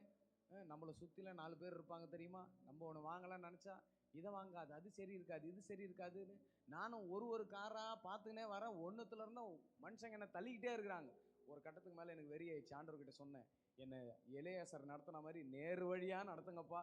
எதில் போய் நான் நேராக பார்க்குறேனோ அதை என்ன பண்ணிடுறேன், நான் வாங்கிறேன்னு ஒரு தீர்மானத்துக்குள்ளே வந்தேன். அப்போ அந்த டைமில் ராணிப்பேட்டை பகுதியில் ஆண்டவர் என்னை ஊழியத்துக்கு கொண்டு போனார். அப்போ அந்த பாஸ்டர் ஒரு ஹேண்டிகேப்டு பாஸ்டர் தான். அப்போது ஆண்டவர் சொன்னார், அந்த பாஸ்டருக்கு கார் தேவைப்படுது, நீ என்ன பண்ணு, ஜாம் பண்ணு. நானே மறந்துட்டேன், எங்கேயோ மீட்டிங்கு போயிட்டு காணிக்கை கவர் கொடுத்துருக்குறாங்க. அதை பைபிளில் இந்த ஃப்ரண்ட்டில் இந்த ஜிப்பில் வச்சுருக்கிறேன் போல். ஆவியானவர் எனக்கு சொல்கிறார், உன் பைபிளில் ஒரு கவர் இருக்குது, அந்த பாஸ்டர்கிட்ட அதை ஜாம் பண்ணி நீ கொடுத்துட்டு என்ன பண்ணு போ, அவருக்கு நான் என்ன பண்ண போகிறேன், காரை கொடுக்க போகிறேன் அப்படின்னு சொன்ன உடனே எனக்குள்ள ஒரு விசுவாசத்தில் நான் எடுத்துக்கிட்டேன். நான் விதைக்கிறேன்னா நான் என்ன பண்ணுவேன், அறுப்பேன். அப்போ இந்த ஜனத்தை பார்த்து சொன்னேன், நான் கொஞ்சம் கன்னிங்கான ஆளுங்க, இப்போ உங்கள் பாஸ்டருக்கு நான் என்ன பண்ணுறேன், கார் வாங்கணும்னு முதல் விதையை நான் என்ன பண்ணுறேன், கொடுக்குறேன்னு சொல்லி அன்னைக்கு ஜாம் பண்ணி கொடுத்துட்டு வந்தேன். எண்ணி ஒரே மாதத்தில் நான் கார் வாங்கிட்டேன். லேலூயா. ஆண்டவர் அற்புதமாக நடத்தினார் கார் வாங்குற விஷயத்தெல்லாம். ஒரு மீட்டிங்கு போனேன், கடைசியாக ஒரு ஹஸ்பண்ட் அண்ட் ஒய்ஃப் ஜாம் பண்ண வந்தாங்க. யாருக்கிட்ட எந்த கேள்வியும் கேட்கல, எல்லாருக்கும் ஜாம் பண்ணேன். இந்த பிள்ளைங்களுக்கு மட்டும் ஜாம் பண்ண பிறகு கேட்டேன், என்ன வேலை பார்க்குறீங்க 2 பேரும். அந்த தம்பி சொன்னார், ஆனால் நான் ஹூண்டாய் ஷோரூமில் சேல்ஸ் பர்சனாக இருக்கிறேன். ஆண்டவர் ஒரு ஸ்பார்க் மாதிரி கொடுத்தாரு, அவங்ககிட்ட கேளு எப்பா ஏன்னா ஒரு கார் சொல்லுப்பா அப்படின்னு. இம்மிடியேட்டாக ஆனால் இந்தந்த கார் இருக்குது, நீங்கள் ஊழியத்துக்கு போகிறீங்க, டீசல் வண்டியாக நீங்கள் ட்ரை பண்ணுங்கண்ணே. சரி நீங்கள் ட்ரை பண்ணிட்டு எனக்கு சொல்லுங்கம்மா அப்படின்னு நான் பாட்டுன்னு ஊழியத்துக்கு போக ஆரம்பிச்சிட்டேன். அந்த தம்பியை ஃபோன் பண்ணி, அண்ணா லோன் எல்லாம் ப்ராசஸ் பண்ணுறதுக்கு நான் எல்லாமே பேசிட்டேன், நீங்கள் ஓகேண்ணா சொல்லுங்கண்ணா, காரை இம்மிடியேட்டாக எடுத்துடலாம் அப்படின்னு. நான் என் மனைவி கிட்டே கேட்டேன், கையில் ₹1 இல்லை, ஆனால் இம்மிடியேட்டாக எப்பா நீ பண்ணுப்பா ஆண்டவர் நடத்துவார்னு சொன்னேன். இம்மிடியேட்டாக என் மனைவிக்கு பெண்டிங்காக சவுதியிலேருந்து வர வேண்டிய பணத்தெல்லாம் ஆண்டவர் வர வச்சு அதை வச்சு அப்படியே கார் வாங்குறதுக்கு ஆண்டவர் உதவி செஞ்சார். அவர் சொல்கிற வார்த்தைக்கு அப்படியே கீழ்ப்படிஞ்சா அது எவ்வளோ டிஃபிகல்ட்டான ப்ராசஸாக இருந்தாலும் சரி, அவைகளுக்கு நடுவில் அவர் கிரியை செய்கிறார். ஆனாலும் தேவஜனமே நல்லா கவனிங்க, சில வேளையில் நம்ம மெஸ்அப் பண்ணுவோம், சில வேளையில் எங்கெங்கேயோ நம்ம கொஞ்சம் தவறிடுவோம். ஆனாலும் ஆண்டவர் பாருங்க, இந்த தாவீதை குறித்து ஒரு காரியத்தை சொல்றார். 1 ராஜாக்கள் 15ஆம் அதிகாரம் 5வது வசனத்தை யாராவது ஒரு வாசிங்க. தாவீது ஊரியாவின் சங்கதி ஒன்றை தவிர கர்த்தர் தனக்கு கட்டளையிட்டதிலே தன் உயிரோடு இருந்த நாளெல்லாம் ஒன்றையும் விட்டு விலகாமல் அவர் பார்வைக்கு செம்மையானதை செய்து வந்தான்.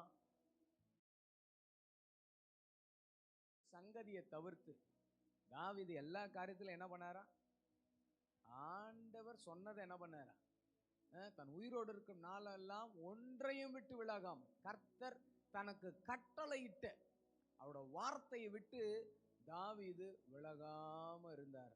அல்லேலூயா. தேவ ஜனமே நல்லா கவனிங்க, இந்த வாழ்க்கை எப்படி தெரியுமா, இது மாம்சமான வாழ்க்கை. இதில் இந்த ஆவியானவரோட தயை பெற்று ஆவிக்குரியவர்களாக நம்ம வாழுகிறோம்.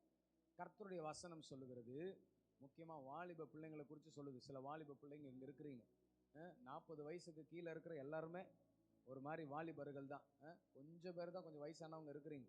ஆனால் ஆவியில் நீங்கள்லாம் யங்ஸ்டர்ஸாக இருக்கிறீங்க. அல்லேலூயா. வசனம் நம்மளை குறித்து சொல்லுது.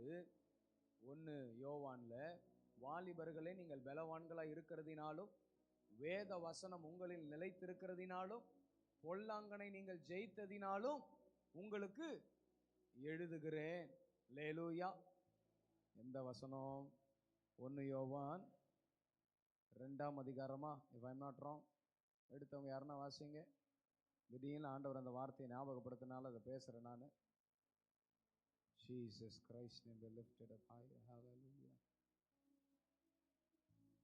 2:16 வாசிங்க. ஆதி முதல் இருக்கிறவரை நீங்கள் அறிந்திருக்கிறதினால் உங்களுக்கு எழுதி இருக்கிறேன். வாலிபரே, நீங்கள் பலவான்களாய் இருக்கிறதினாலும், என்ன வசனங்க? தேவ வசனம் உங்களில் நிலைத்திருக்கிறதினாலும், நீங்கள் பொல்லாங்கனை ஜெயித்ததினாலும் உங்களுக்கு, ஐயாமா நல்லா கவனிங்க, நம்மளுடைய வாழ்க்கை ஆண்டவர் எப்படி வச்சிருக்கிறார் தெரியுமா? நம்மள பலவான்களா வச்சிருக்கிறார். அல்லேலூயா. நம்மளை எப்படி வச்சிருக்கிறாரா? பலவான்களா வச்சிருக்கிறாரா. ஏன் அவருடைய சித்தத்தை மட்டும் செய்யறது, ஏன் அவர் சொன்னதை மட்டும் செய்யறது இம்பார்ட்டன்ட் நான் சொல்றேன். இன்னொரு வசனம் சொல்லுகிறது, அதே 1 பேதுரு 5ஆம் அதிகாரம் 6வது வசனத்துல, ஆகையால் ஏற்ற காலத்துல தேவன் உங்களை உயர்த்தும்படிக்கு அவருடைய பலத்தை கைக்குள்ள என்ன பண்ணணுமா? நம்மெல்லாம் யாரா? பலவான்கள். அவர் கை எப்படிப்பட்ட கையா? பலத்த கை. இப்போ நம்மளும் பலவான்கள், அவர் கையும். அவருக்கும் நம்மளுக்கும் ஆம் ரெஸ்லிங் விட்டா யார் ஜெயிப்பா? அவருக்கும் நமக்கும் ஒரு மல்லி யுத்தம், கையில மல்லி யுத்தம். அதுக்கு தமிழ்ல என்ன சொல்லுவாங்க ஐயா? பலப்பரீட்சை. கையில பலப்பரீட்சை பண்ணா யார் ஜெயிப்பா? அவர் தான் ஜெயிப்பார். நல்லா கவனிங்க. இந்த வாலிப வயசு பலனுள்ள வயசுன்றதுனால சில டைம் இந்த வயசு சொல்லும், இந்த பார் உன் கண்ணு இதை தான் அழகாக பார்க்குது, இதை தான் நீ என்ன பண்ணணும்? தேர்ந்தெடுக்கணும். இதை பார் இதுதான் டேஸ்ட்டாக இருக்கும், இதை சாப்பிட்டா தான் உனக்கு என்னவா இருக்கும்? நல்லா இருக்கும் அப்படின்னு சொல்லிட்டு இந்த வாலிப வயசு பலனுள்ள வயசுன்றதுனால இது ஒரு லாங் ஆஃப்டர், இது இந்த உலகத்துக்கு அடுத்த காரியங்களை என்ன பண்ணும்? தேடி தேடி ஒரு மாதிரி அதை எக்ஸ்ப்ளோர் பண்ணணும்னு நினைக்கும். லேலூயா. நான் சென்னை வாசி. இங்கெல்லாம் ஒரு 10 மணி ஆனாலும் மேக்சிமம் எல்லாரும் பூட்டிடுவாங்க கதவை. ஆனால் எங்கள் ஊரில் அப்படிலாம் இல்லை.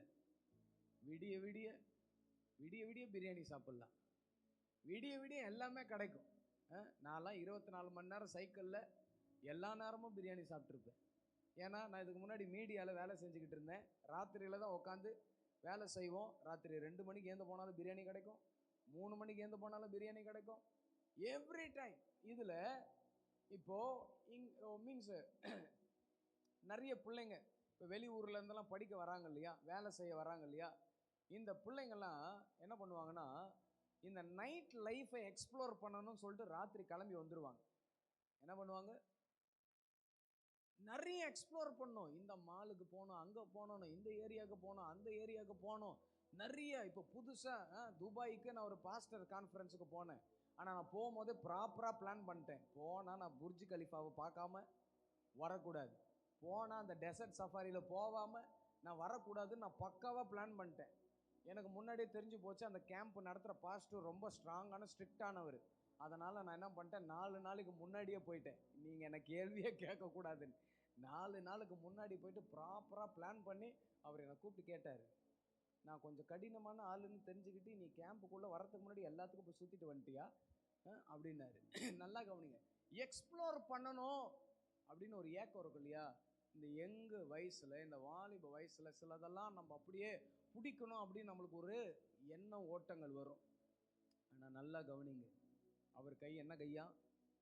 பலத்த கையா. அந்த கைக்குள்ள அடங்கி இருந்தா அவர் உயர்த்துவார். அல்லேலூயா. ஏற்ற காலத்தில் அவர் உங்களை உயர்த்தும்படிக்கு ப்ராசஸ் இதுதான். இன்னைக்கு நிறைய பேர் இந்த உலகத்தில் எப்படி தெரியுமா, அவர் உயர்த்தணும்லாம் வெயிட் பண்ணுறது கிடையாது.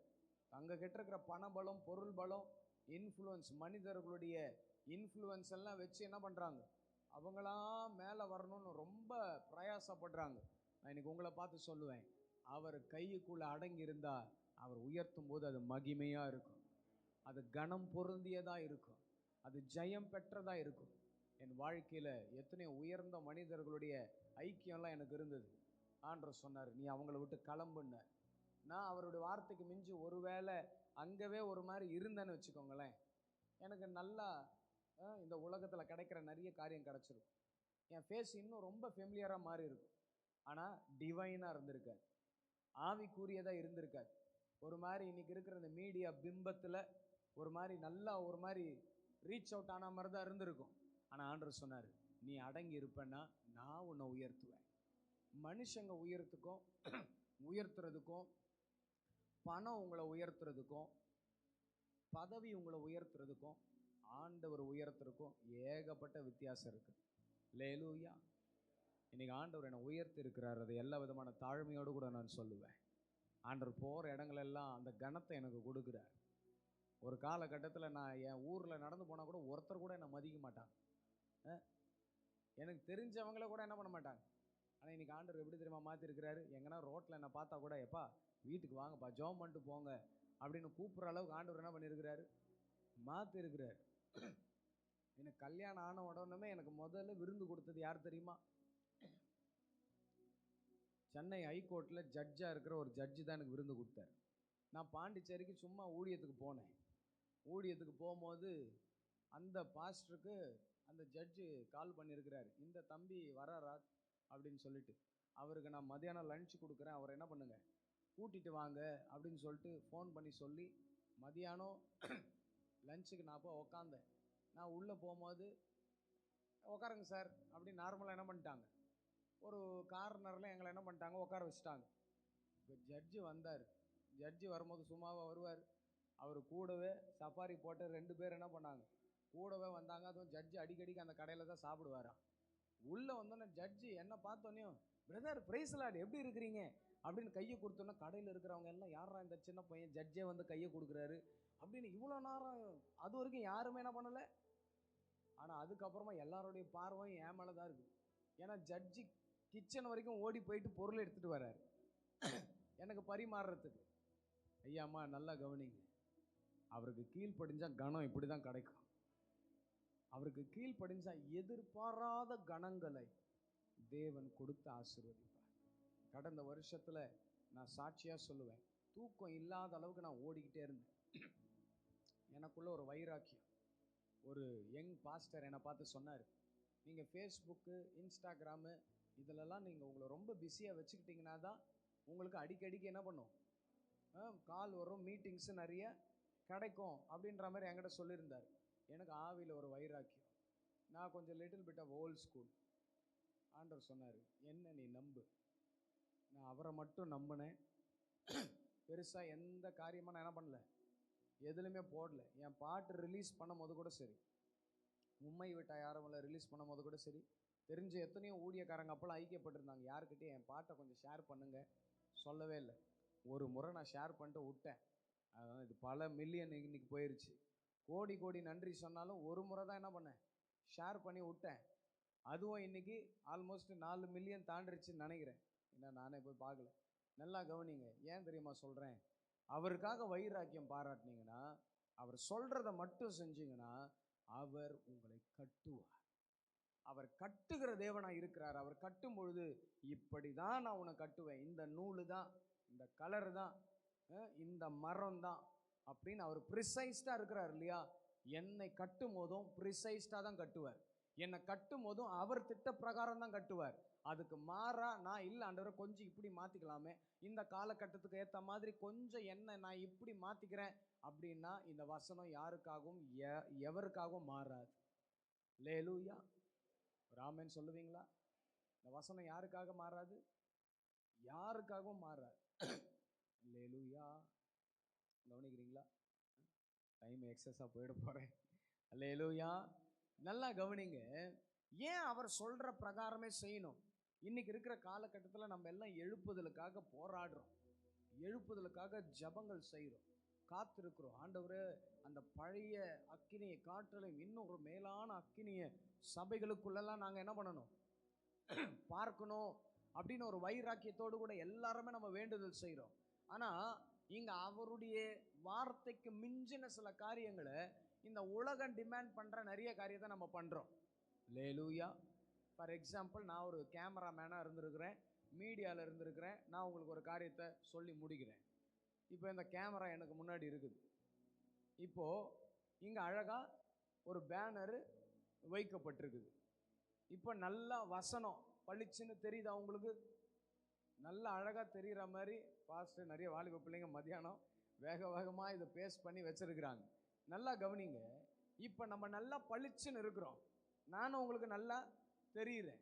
ஆனால் சில சர்ச்சுக்கு போனீங்கன்னு வச்சுக்கோங்களேன், அந்த பாஸ்ட் மேலே மட்டும் துண்டாக ஒரு லைட் அடிக்கும், பின்னாடிலாம் பயங்கர இருட்டாக இருக்கும். ஜனங்கள்லாம் ஏதோ ஒரு ரெஸ்டாரண்ட்டில் உட்காந்துருக்கிற மாதிரி இருட்டில் என்ன பண்ணுவாங்க, உட்காந்துருப்பாங்க. ஏன்? என்னைக்காவது யோசிச்சிருக்கிறீங்களா? ஏன் தெரியுமா? இந்த கேமரா அதை டிமாண்ட் பண்ணுது. இந்த கேமரா என்ன டிமாண்ட் பண்ணுதுலாம், பின்னாடி டார்க்காக இருந்துச்சுன்னா சப்ஜெக்ட் மேலே மட்டும் ஸ்பாட் லைட் இருக்கும்போது அந்த கேமரா அழகாக அவங்கள பயங்கரமாக காமிச்சு கொடுக்கும். அது வீடியோவில் வரும்போது அவ்வளோ அழகாக தெரியும். லேலூயா. நீங்கள் சொல்லுங்கள், இந்த கேமரா என்ன டிமாண்ட் பண்ணுதோ அதன் பிரகாரம் பலிபீடம் இருக்கணுமா, இல்லை இந்த வார்த்தை என்ன டிமாண்ட் பண்ணுதோ அதன் பிரகாரம் இருக்கணுமா? இந்த வார்த்தை என்ன டிமாண்ட் பண்ணுதோ அதன் பிரகாரம் இருந்தால் தான் ஆவியானவர் மகிமைப்படுவார். ஆனால் இன்னைக்கு நிறைய சபைகளுக்குள்ள கேமரா என்ன டிமாண்ட் பண்ணுதோ, இந்த காலகட்டம் என்ன டிமாண்ட் பண்ணுதோ அதன் பிரகாரம் எல்லாத்தையும் கொஞ்சம் கொஞ்சமாக என்ன பண்ணுறாங்க, மாற்றிக்கிட்டே இருக்கிறாங்க. அல்லேலூயா. காலத்துக்கு ஏற்ற மாதிரி ஆடையும். ஆனால் நல்ல நம்ம அப்பா பாருங்க, ஜிப்பாவை தவிர வேற எதையுமே மாற்றவே இல்லை. அதுலேயே அப்படியே நிற்கிறாரு. மிஞ்சி போனால் கலர் ஜிப்பா போடுறாரு, அவ்வளோதான். அல்லேலூயா. ஆனால் நீங்கள் பாருங்க, நிறைய பேரோட ஓட்டம் டைம் டு டைம் மாறிக்கிட்டே இருக்குது. கான்டெக்ஸ்டுக்கு ஏற்ற மாதிரி மாறிக்கிட்டே இருக்குது. கேமரா என்ன டிமாண்ட் பண்ணுதோ அதன் பிரகாரம் மாறுது, சூழல் என்ன டிமாண்ட் பண்ணுதோ அதன் பிரகாரம் மாறுது. அல்லேலூயா. வேதத்தில் ஒரு தீர்க்கதரிசி இருந்தான், அனனியான ஒரு தீர்க்கதரிசி. எரேமியா 29வது அதிகாரத்தில் அவனை குறித்து வாசிக்கிறோம், 28வது அதிகாரத்தில் வாசிக்கிறோம். அவன் ஜனங்களை பார்த்து சொல்கிறான், 2 காரியம் சொல்கிறான். 1, பாபிலோன் ராஜாவின் நுகத்தை முறித்தேன். 2 வருஷ காலத்தில் ஆலயத்திலிருந்து நேபுகாத் நேச்சார் கொண்டு போன சகல பனிமுட்டுகளையும் எத்தனை வருஷத்தில் கொண்டு வருவேன்? 2 வருஷ காலத்துக்குள்ளே ஆண்டவர் கொண்டு வருவார்ன்ற மாதிரி ஒரு தீர்க்க தரிசனம் சொல்கிறான். ஆனால் அந்த சாப்டரில் அப்படியே ஃபுல்லாக போய் வாசித்து பார்த்தீங்கன்னா, எரேமியா தீர்க்கதரிசி அவனை பார்த்து சொல்கிறான், நீ ஜனங்களை பொய்யை நம்பும்படி செய்தாய். லேலூயா. ஐ திங்க் அந்த அதிகாரத்தில் 15வது வசனம் நினைக்கிறேன், 11லேருந்து என்ன பண்ணுது, ஸ்டார்ட் ஆகுது. நீ பொய்யை நம்பும்படி செஞ்சிட்டப்பா. அதுக்கப்புறமா ஆண்டவர் சொல்றாரு, எரேமியா அனனியா சொன்னா 2 வருஷ காலம். ஆனால் ஆண்டவர் எரேமியா மூலமாக என்ன தெரியுமா சொல்றாரு? 29:10 வாசிங்க. பாபிலோனிலே எத்தனை வருஷங்க? ஆனால் அவன் எத்தனை வருஷம் சொன்னான்? கான்டெக்ஸ்டுக்கு ஏற்ற மாதிரி தீர்க்க தரிசனம், ட்ரெண்டுக்கு ஏற்ற மாதிரி வார்த்தை. நல்லா கவனிங்க. ட்ரெண்டுக்கு ஏற்ற மாதிரி யாராவது உங்களுக்கு எதனா போதிக்கிறாங்கன்னா அவங்க தேவனிடத்திலிருந்து வரல. இந்த ஸ்பிரிச்சுவல் பிரின்சிபலை நல்லா புரிஞ்சுக்குங்க. இந்த காலகட்டத்துக்கு இப்படி தான் பண்ணணும், இந்த காலகட்டத்தில் இப்படி தான் வீடியோ எடுக்கணும், இந்த காலகட்டத்தில் இப்படி தான் பண்ணணும் அப்படின்னு இருந்ததுன்னா it is not from God. ஆண்டவர் சொல்றாரு, எப்பா 2 வருஷம் இல்லை, நீ 70 வருஷம் இங்கே தான் இருக்கணும். 70 வருஷம் நான் இங்கே வைக்கிறேன். என்னுடைய முடிவுகள் தீமைக்கு ஏதுவானவைகள் அல்ல, சமாதானத்துக்கு ஏதுவானவைகள். அல்லேலூயா. தேவஜனமே, இந்த மாலை வேளையில் உங்களை பார்த்து நான் சொல்கிறேன், அவர் சொல்கிற பிரகாரமே செஞ்சா 70 வருஷம் ஆனாலும் சரி அவர் என்னை சுமப்பார். எந்த கடினங்கள் ஆனாலும் சரி அவர் என்னை சுமப்பார். நான் உனக்கு முன்னாடி போறேன்னு சொல்லிட்ட பின்பு நான் தைரியமாக போகணும். அக்கறைக்கு போங்கன்னு சொல்லிட்டாரா, தைரியமாக ட்ராவல் பண்ண ஆரம்பிச்சிடணும். நடுவில் புயலே வந்தாலும் அவர் நடந்து வருவார் எனக்காக. அவர் சொல்கிற வாரத்துக்கு அப்படியே கீழ்ப்படிஞ்சு ஓடுவோன்னா ஒரு தெய்வீக ஜெயம் நம்மை ஆளுகை செய்யும். இந்த காலகட்டங்களில் எத்தனையோ பேர் இந்த வசனத்துக்கு மிஞ்சி நிறைய காரியங்களை எக்ஸ்ட்ராவாக ஆண்டவருக்கு பண்ணுவோம். நாங்கள் லைட்டை போடுவோம், புகையை போடுவோம், ஆண்டவரை இன்னைக்கு இருக்கிற டெக்னாலஜியை வச்சு மகிமைப்படுத்துவோன்னு எல்லாமே பண்ணுறாங்க. ஆனால் என்னுடைய ஒரே ஒரு கேள்வி இதுதான், நம்ம அவரை மகிமைப்படுத்தணும்னு பண்ணுறான்னா அது அவருக்கு பிடிக்குமா? அவர் அதில் பிரியப்படுறாரா? அவர் பிரியப்படுறாருன்னா தாராளமாக பண்ணுவோம். அவர் அதில் பிரியப்படலைன்னா நான் சொல்கிறேன், அவருக்கு ஒரு பேனர் எனக்கு பின்னாடி இருந்தால் போதும்னா அது போதும், அதுதான் அவர் ரொம்ப சந்தோஷப்படுவார். இல்லை நான் பேனருக்கு ஒரு எல்இடி வைக்கிறேன், பேனருக்கே ஒரு புகையை அடிக்கிறேன், அடித்தா அவர் அதெல்லாம் பிரியப்படுறவரே கிடையாது. எனக்கு ஆண்டவர் ஒரே ஒரு காரியத்தை மட்டும் கேட்டார். ஒரு முறை கேட்டார், தம்பி இந்த யூத் மீட்டிங்லாம் நடக்கும்போது யூத் எல்லாம் பயங்கரமாக பாட்டு பாட வைக்கிறீங்க, டான்ஸ் ஆட வைக்கிறீங்களே, இது எப்படி உனக்கு ஓகேவான்னு கேட்டார் ஆண்டவர். நான் சொன்னேன், இது வாலிப பிள்ளைங்களை உற்சாகப்படுத்துறதுக்கு அதெல்லாம் தேவைதானப்பா? தேவைதான்ப்பா. ஆனால் எப்படி எல்லாத்தையும் மாற்றிட்டீங்கன்னு ஆண்டவர் எனக்கு காமிச்சு கொடுத்தாருன்னா, என்கிட்ட முதல் கேள்வியை தான் கேட்டார், நான் கையால் ஆகாத ஆளான்னு கேட்டார். ஆவியானவரை என்கிட்ட பார்த்து கேட்டார், நான் கையால் ஆகாத ஆளா? ஏன் ஆண்டவரை? ஏன் ஆவியானவரை? இல்லைப்பா, இந்த பாட்டு மேலே இந்த டான்ஸ் மேலே நீங்கள் வைக்கிற நம்பிக்கையை என் வார்த்தை மேலே ஏன் வைக்கலை?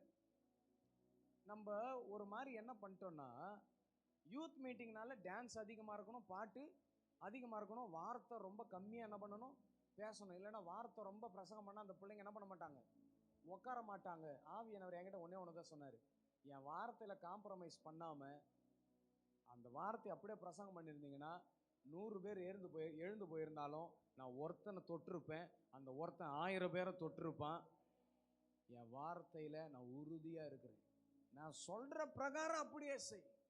இன்னைக்கு என் ஊழியத்தின் பாதையில் அவர் வார்த்தைக்கு மிஞ்சி எதை பண்ணுறதுக்கும் நான் யோசிக்கிறேன். ஒவ்வொரு காரியத்தில் நான் பாருங்கள், போன வருஷம் பாட்டே ரிலீஸ் பண்ணலை, கோடி இன்னைக்கு வரைக்கும் ஓடிக்கிட்டே இருக்குது. லேலூயா. நானும் ஒரு பாட்டை போன அக்டோபர்லேருந்து ரிலீஸ் பண்ணணும்னு போராடுறேன், ஒன்றும் ஆகலை. வேற ஒருத்தங்களுக்கு ஒரு பாட்டு ரிலீஸ் பண்ணால் அதுதான் நேற்று ரிலீஸ் ஆச்சு. லேலூயா. அவர் சொல்கிற பிரகாரம் செஞ்சால் அவர் மகிமையாக மாற்றுறாருங்க. அவர் உங்களை கட்டுவார். ஏன்னா கட்டுகிற தேவன் ரொம்ப ப்ரிசைஸ்டாக இப்படி தான் நான் கட்டணும்னு விரும்புகிற தெய்வம். ஏன்னா அவர் தான் டிசைனர், அவர் தான் நம்மளை உருவாக்குனவர். அவர் விருப்ப பிரகாரம் நம்மளை கட்டுவார். ஆண்டவரே என்னை கட்டுங்க, இந்த மாதிரி கட்டுங்கன்னு அவர்கிட்ட நம்ம போய் என்ன பண்ண முடியாது, சொல்லவே கூடாது. ஏன்னா என்னை கட்டணும்னு முடிவு பண்ணவர், அவர் விருப்ப பிரகாரம் என்னை கட்டுவார். அவர் சொல்லுகிறபடியே செய்தால் என்னை அவ்வளவு அதிகமாய் அவர் அலங்கரிப்பார். எல்லா கண்களை மூடுவோமா? இன்னைக்கு ஆண்டவரை நோக்கி, உங்க விருப்ப பிரகாரம் என்னை கட்டுங்கப்பா. மோசே அவர் கட்டளையிட்ட பிரகாரமே செய்தார். நோவா அவர் சொன்னபடியே செய்தார். தாவீது ஒரு சம்பவத்தை, ஒரு சங்கதியை தவிர மற்ற எல்லா சூழல்களிலும் அவர் கட்டளைகளை, அவர் சொன்ன வார்த்தைகளுக்கு சொன்னபடியே கீழ்ப்படிந்தார். இந்த மாலை வேளையில அவருடைய திட்டத்திற்கு, அவருடைய திரு சித்தத்திற்கு தாழ்த்தினவர்களாய் நாம் கட்டப்படுவதற்கு விட்டு கொடுப்போம் என்றால், என்னை என்ன விதமா கட்டணும், எப்படி கட்டணும், அவர் அழகா கட்டுவாருங்க. தேவச்சனமே, நான் உனக்கு போதித்து நீ நடக்க வேண்டிய வழியில உன்னை காட்டுவேன், உன் மேல் என் கண்ணை வைத்து உனக்கு ஆலோசனை சொல்லுவேன் என்று சொல்லுகிற தேவன் சொல்லுகிறார். வாரினாலும் கடிவாளத்தினாலும் வாய் கட்டப்பட்டால் ஒழிய என் கிட்டி சேராத புத்தி இல்லாத குதிரையை போலவும் கோவெரு கழுதையை போல நீ இருக்க வேண்டாம். ஆண்டவர் ஒரு கடிவாளத்தை போட்டு உங்களை கட்ட விரும்பல. என் வார்த்தைக்கு செவி கொடு, நான் சொல்ற பிரகாரம் செய். இன்னொரு வசனம் 48வது ஏசாயா 48 பிரயோஜனமாய் இருக்கிறதை உனக்கு போதித்து நீ நடக்க வேண்டிய வழியில உன்னை நடத்துகிற உன் தேவனாகிய கர்த்தர். பிரயோஜனமா இருக்கிறத தவிர வேற பிளானே அவர் வச்சிருக்க மாட்டார். அவருடைய ப்ளூ பிரிண்ட் பிரயோஜனமான ப்ளூ பிரிண்டா இருக்கும். உங்களை கட்டணும்னு அவர் வச்சிருக்கிற சித்தம் பிரயோஜனமான சித்தமா இருக்கும். உங்க சுய விருப்பங்களுக்கு இந்த மாலை வேளையில இடம் இல்லாத வண்ணம் நீங்க சொல்லுகிற பிரகாரம், நீங்க திட்டம் வச்சிருக்கிற பிரகாரம் என்னை கட்டிடுங்க ஆண்டவரே அப்படின்னு அவர் அர்ப்பணிங்க. இந்த மாலை வேளையில ஆண்டவர் உங்களை பலப்படுத்திட்டு நம்முடைய திவ்ய வார்த்தைகளை கொண்டு அவர் உங்களை அலங்கரித்து ஆளுகை செய்வாராக. God bless you.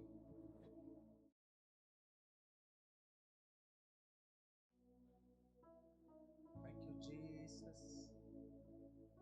Hallelujah. வலது கரம் உயர்த்தி தேங்க்யூ லோ. உம்மோடு இருப்பதுதான் உள்ளத்தின் வாஞ்சையா, உம் சித்தம் செய்வதுதான் இதயத்தின் ஏக்கமை. எல்லாரும் சொல்லுவோமா? உம்மோடு இருப்பதுதான்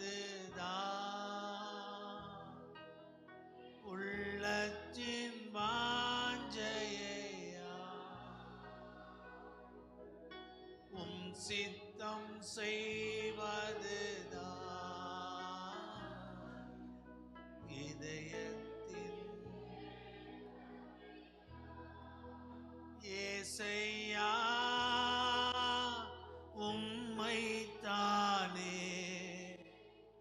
என் முன்னே நிறுத்தி உள்ளே. ஏசையா உம்மைத்தானே என் முன்னே நிறுத்தி உள்ளே. உம்மோடு இருப்பதுதான் உள்ளத்தின் வாஞ்சையா. ஒரு அர்ப்பணிப்புக்குள்ள அப்படியே வருவோம். சித்தம் செய்வதுதான் என் இதயத்தின் ஏக்கமையா. மனிதனுடைய யோசனைகள் அநேகம். நாம சிந்திக்கிறது, ஒரு காரியத்தை சிறப்பா பண்ணணும்னு நினைக்கிறது தப்பு இல்லை, தவறு இல்லை. ஆனா தேவன் விரும்புகிற ஒரு செயலாக அது இருந்தாதான் அந்த பிளெஸ்ஸிங்கையே நம்ம அனுபவிக்க முடியும். எதை செய்தாலும் கர்த்தருடைய நாமம் மகிமைக்காகவும், அது தேவன் சொன்னபடியே, தேவன் நமக்கு கற்பித்தபடியே நோவா செய்தார், மோசே செய்தார். பெசலியலை குறித்து நம்ம வேதத்தில் படிக்கிறப்ப கர்த்தருடைய மனுஷன் என்ன சொன்னாரோ அந்தபடியே அவர் செய்தார். நம்ம வேதத்தில் பரிசுத்தவான்களை குறித்து நம்ம இப்படி படிக்கிறோம். ஆவியானவர் தடை பண்ண இடத்துல அவங்க போகல. ஆவியானவர் போச்சன இடத்துல அவங்களுக்கு பிரச்சனைகள் வந்தது. அப்போஸ்தலனாகிய பவுல் சொல்லுகிறார், நான் போகணும்னு நினைச்சேன், ஆவியானவர் தடை செய்தார், ஆகையால் நான் போகல. ஆவியானவர் போச்சொல்ற இடத்துக்கு நான் போக தயாரானேன், ஆனா எனக்கு அங்க பெரிய பிரச்சனை வரும்னு எனக்கு முன்னமே தெரியும். ஆனாலும் அவர் சொன்னதுனால நான் போனேன். இது பரிசுத்தவான்களினுடைய டிசிஷன், அவங்க எடுத்த தீர்மானம், அவங்க எடுத்த முடிவு. இந்த வருஷத்தை நம்ம இப்படி தொடங்குவோம். தேவனே, நீ விரும்பாத இடத்துல நான் நிற்காம, நீங்க விரும்புகிற இடத்துல நாங்க நின்று உங்க சித்தம் செய்கிறவங்களா எங்க ஒவ்வொருவரையும் மாற்றுங்க ஆண்டவரே. Thank you Jesus. ஏசையா உம்மைத்தானே என் முன்னே நிறுத்தி உள்ளே. ஏசையா உம்மைத்தானே அர்ப்பணிக்கிறதுக்கு அடையாளமா வலது கரம் உயர்த்தி நிறுத்தியுள்ளே. உம்மோடு இருப்பதுதான் உள்ளத்தின் வாஞ்சையா, உம் சித்தம் செய்வதுதான் இதயத்தின் ஏக்கமையா.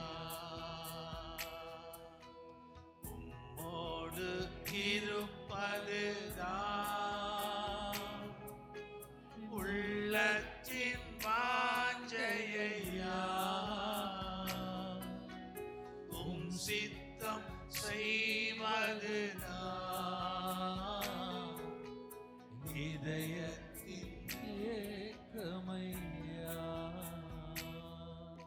பிதாவே, உம்முடைய குமாரனாகிய கிறிஸ்து வழியாக உம்முடைய சமூகத்தில் நாங்கள் வருகிறோம். எங்க வாழ்க்கையில ஒரு பெரிய வெற்றி நீங்க சொன்னதை சொன்னபடியே செய்கிறது. எதையோ செஞ்சுட்டு நான் செஞ்சுட்டேன்னு சொல்லி வந்து நிக்கிறத விட நீங்க சொன்னபடி நான் செஞ்சுட்டேங்கிற அந்த நிச்சயத்தோட, ஆண்டவரே, நாங்க ஒவ்வொரு நாளும் இரவு படுக்கைக்கு போகும்போதெல்லாம் இன்னைக்கு நீங்க என்ன சொன்னீங்களோ அதை செஞ்சுட்டேன். உங்க காரியம் என் மூலமா மகிமைப்பட்டது, நான் ஒரு ஜெயமுள்ளவனா வாழ்கிறேங்கிற நிச்சயத்தோடு நாங்க ஒவ்வொரு நாளும் பொழுதுகளை இப்படி முடிக்க எங்களுக்கு உதவி செய்தோம். பேசப்பட்ட அந்த வார்த்தைகளுக்காய் ஸ்தோத்திரம். உங்க கிருபை தொடர்ந்து வழி நடத்தட்டும். மீண்டும் நாளைக்கு பரிசுத்த ஆராதனையில அநேக மக்களை கொண்டு வாங்க. இன்னைக்கு வர முடியாதிருந்த மக்கள் வந்து உங்களுடைய வசனத்தை கேட்டு பலனடைய கர்த்தர் உதவி செய்யுங்க. கிருபையின் கரம் ஒவ்வொருவரையும் ஆளுகை செய்து வழி நடத்தட்டும். இயேசு கிறிஸ்துவின் நாமத்தில் ஜெபித்து ஜெயம் எடுக்கிறோம் எங்கள் நல்ல பிதாவே, ஆமென். என் ஆத்துமாவே கர்த்தரை ஸ்தோத்திரி, முழு உள்ளமே பரிசுத்த நாமத்தை ஸ்தோத்திரி. என் ஆத்துமாவே கர்த்தரை ஸ்தோத்திரி, அவர் செய்த சகல உபகாரங்களையும் மறவாதே. ஆமென். அல்லேலூயா. நாம் ஒருவரை வாழ்த்தி வீடு திரும்புவோம். மீண்டும் நாளை காலை நாம் சந்திப்போம். நாளைக்கு நம்ம 1ஆம் தேதி திருவிருந்து ஆசரித்ததுனால நாளைக்கு திருவிருந்து ஆராதனையும் இருக்காது. அதே போல மதிய உணவும் இருக்காது. நம்ம சரியா ஒரு 12:30 மணிக்கு நாளைக்கு ஆராதனையை நம்ம நிறைவு செய்வோம். தேவ பிள்ளைகள், நீங்க ஆயத்தமா வாங்க. கர்த்தர் உங்களை ஆசீர்வதிப்பார். ஆமென்.